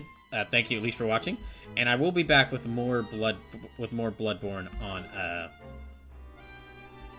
I'll be back with more Bloodborne on Thursday. This Thursday. Okay, and then yeah, for right now, for the end of the stream, there was the. When I had my old computer, I was making a tier list of all the PS1 games I'd gotten to play on stream, because a lot of them were like me playing those games for the first time. But when I lost my older computer, when I lost my laptop, I lost my progress in that list. So I'm kind of remaking the list. Okay, so Parasite Eve, that is an A rank.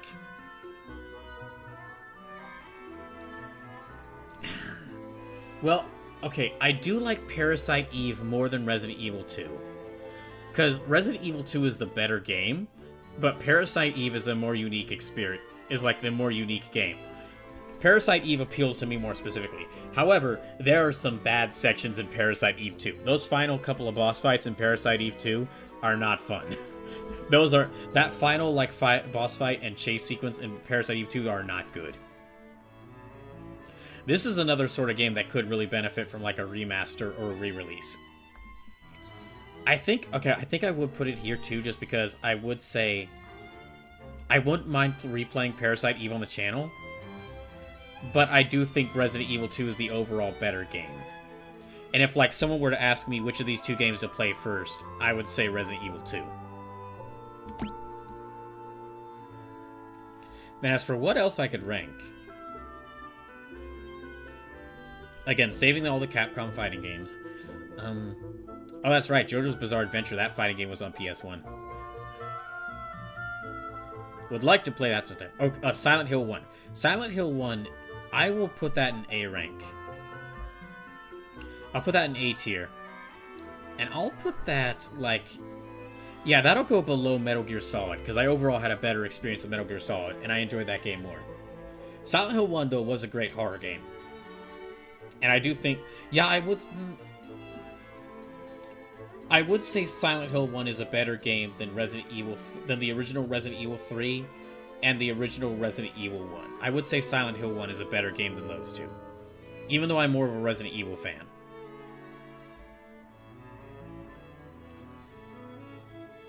Well, actually, okay, would I play Silent Hill 1 again? I don't know.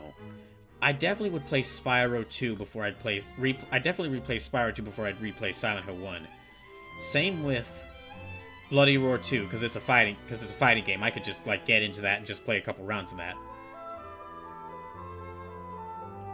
I'd probably play Mega Man Legends again before I'd play Silent Hill 1 again, so...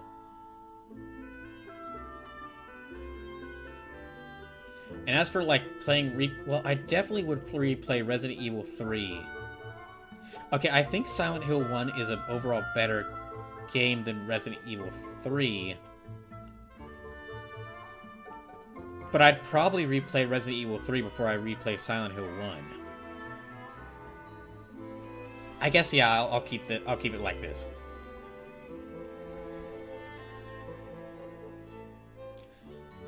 Marvelous Confess says, JoJo on PS1 is an eclectic masterpiece. That is a game I would like to play sometime. Slip says, would you replay Spyro 3 before you replayed Silent Hill 1? Yeah, I would replay Spyro 3 before I replayed Silent Hill 1.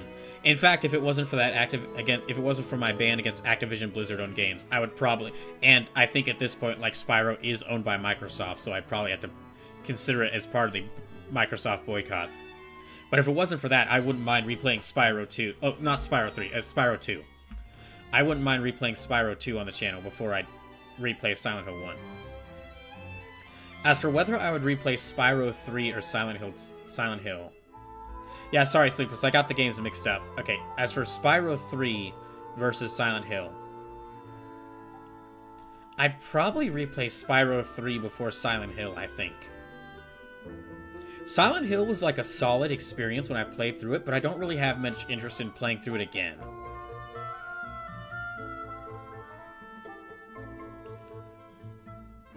You know, I will... Okay, if I'm putting it in B tier, then I am going to put Silent Hill below Resident Evil 3, because I would much rather play Resident Evil 3 again than... I would much rather play Resident Evil 3 again than play Silent Hill again. And honestly, yeah, I'm going to re-rank this slightly.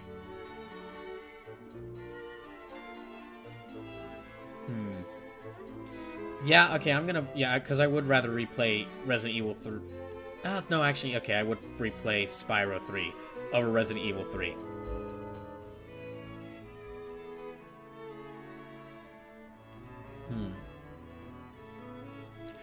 Dead or Alive, I'm gonna have to save that for when I eventually do... Eventually, I would like to do a Dead or Alive series retrospective.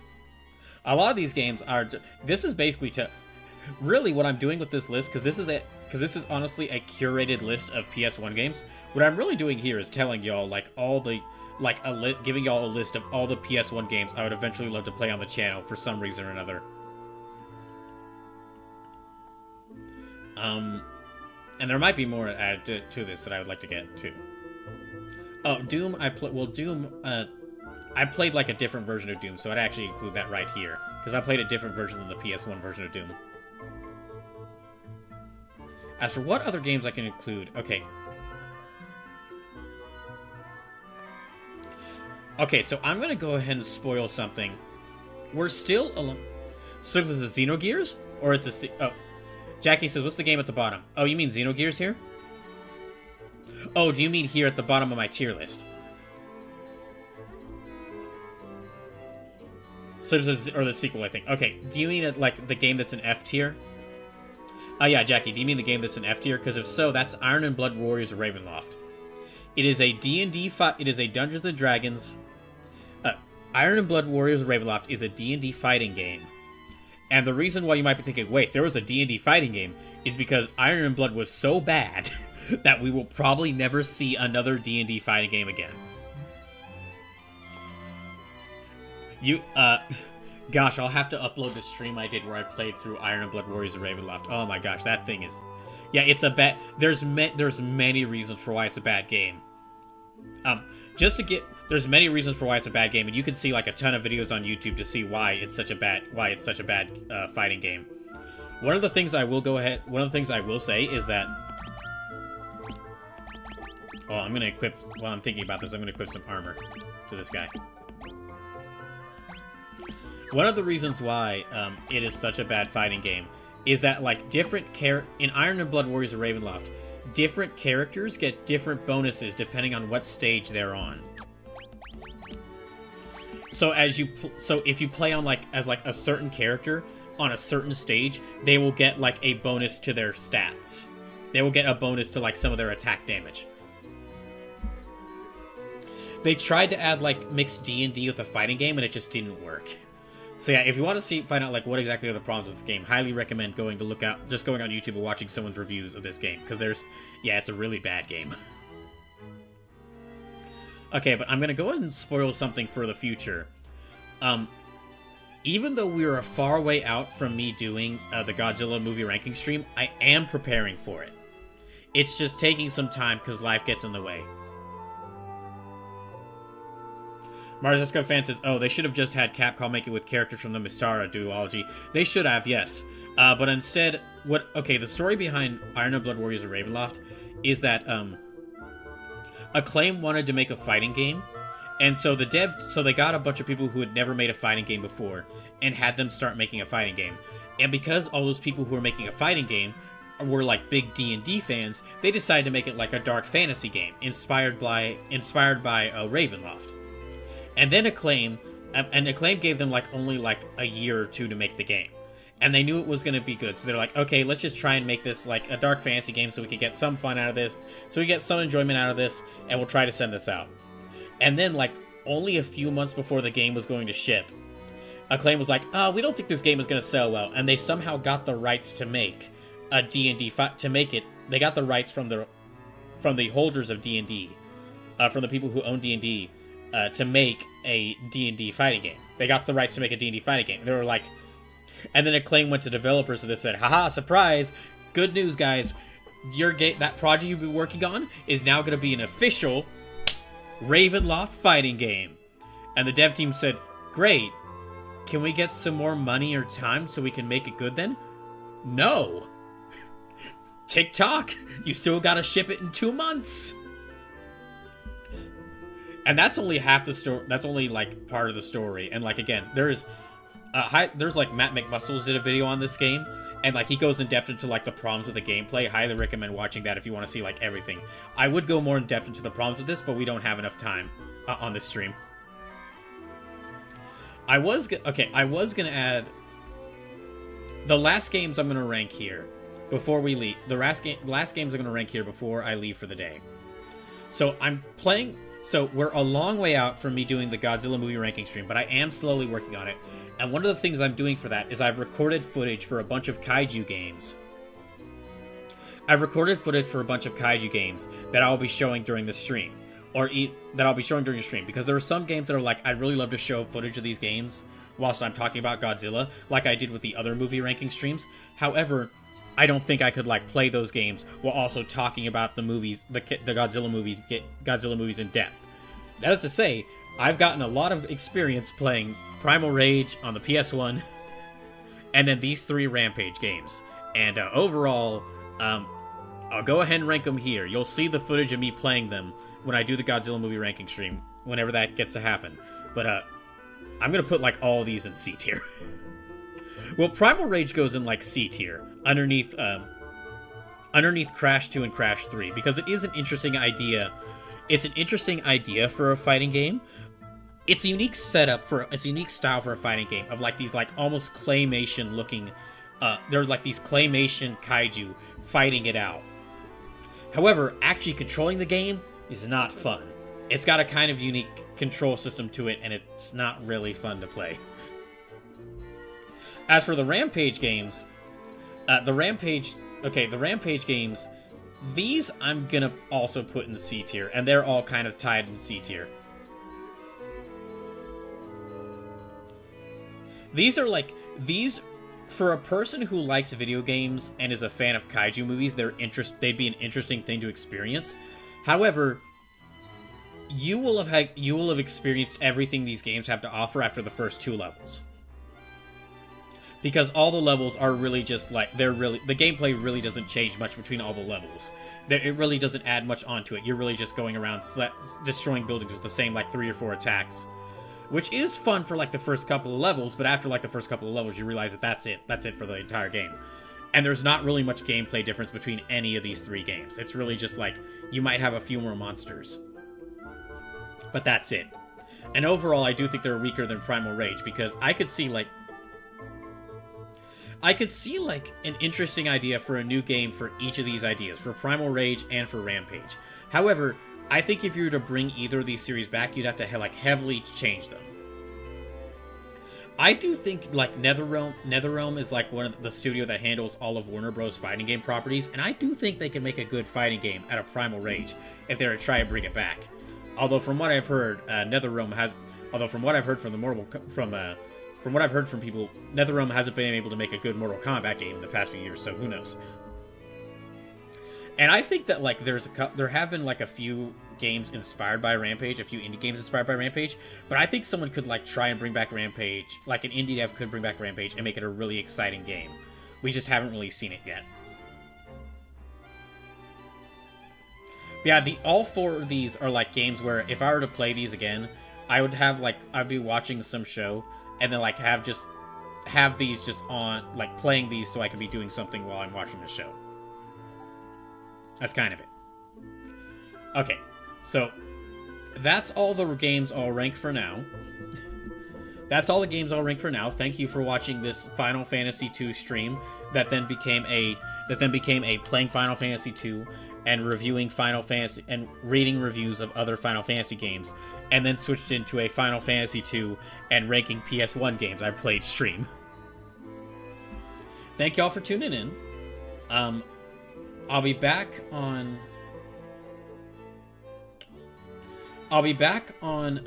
Thursday. I'll be back on Thursday with continuing Bloodborne. Let me see who he could raid. Yeah, let's see who he could raid. And I didn't get to all the reviews I had of like Final Fantasy VII and Final Fantasy IX, so I'll get to reviewing those, or not reviewing. I'll get to reading those reviews during the next Final Fantasy II stream, which will be next Tuesday. Let's see who we could raid.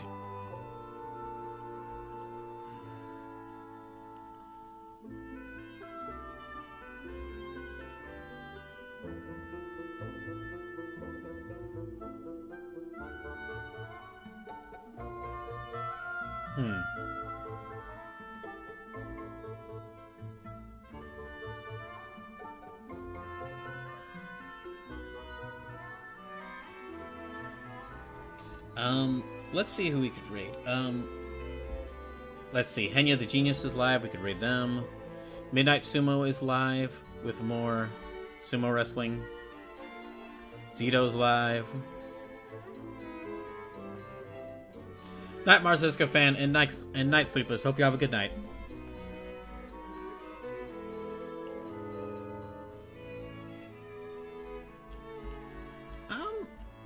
I guess we'll raid Midnight Sumo. Yeah, we'll go raid Midnight Sumo. Alright. Y'all have a good rest of the night. Actually, no, you know what? We'll see if we can raid Henya. We haven't raided Henya. I don't know if we've ever gotten to raid Henya, but we'll go ahead and try it.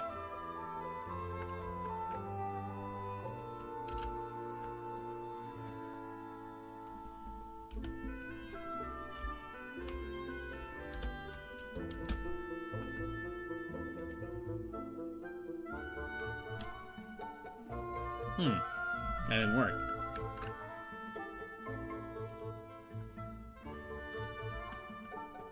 Did I? Oh, okay. No. It didn't. I did the wrong thing. Hold on. Alright. Night, everyone.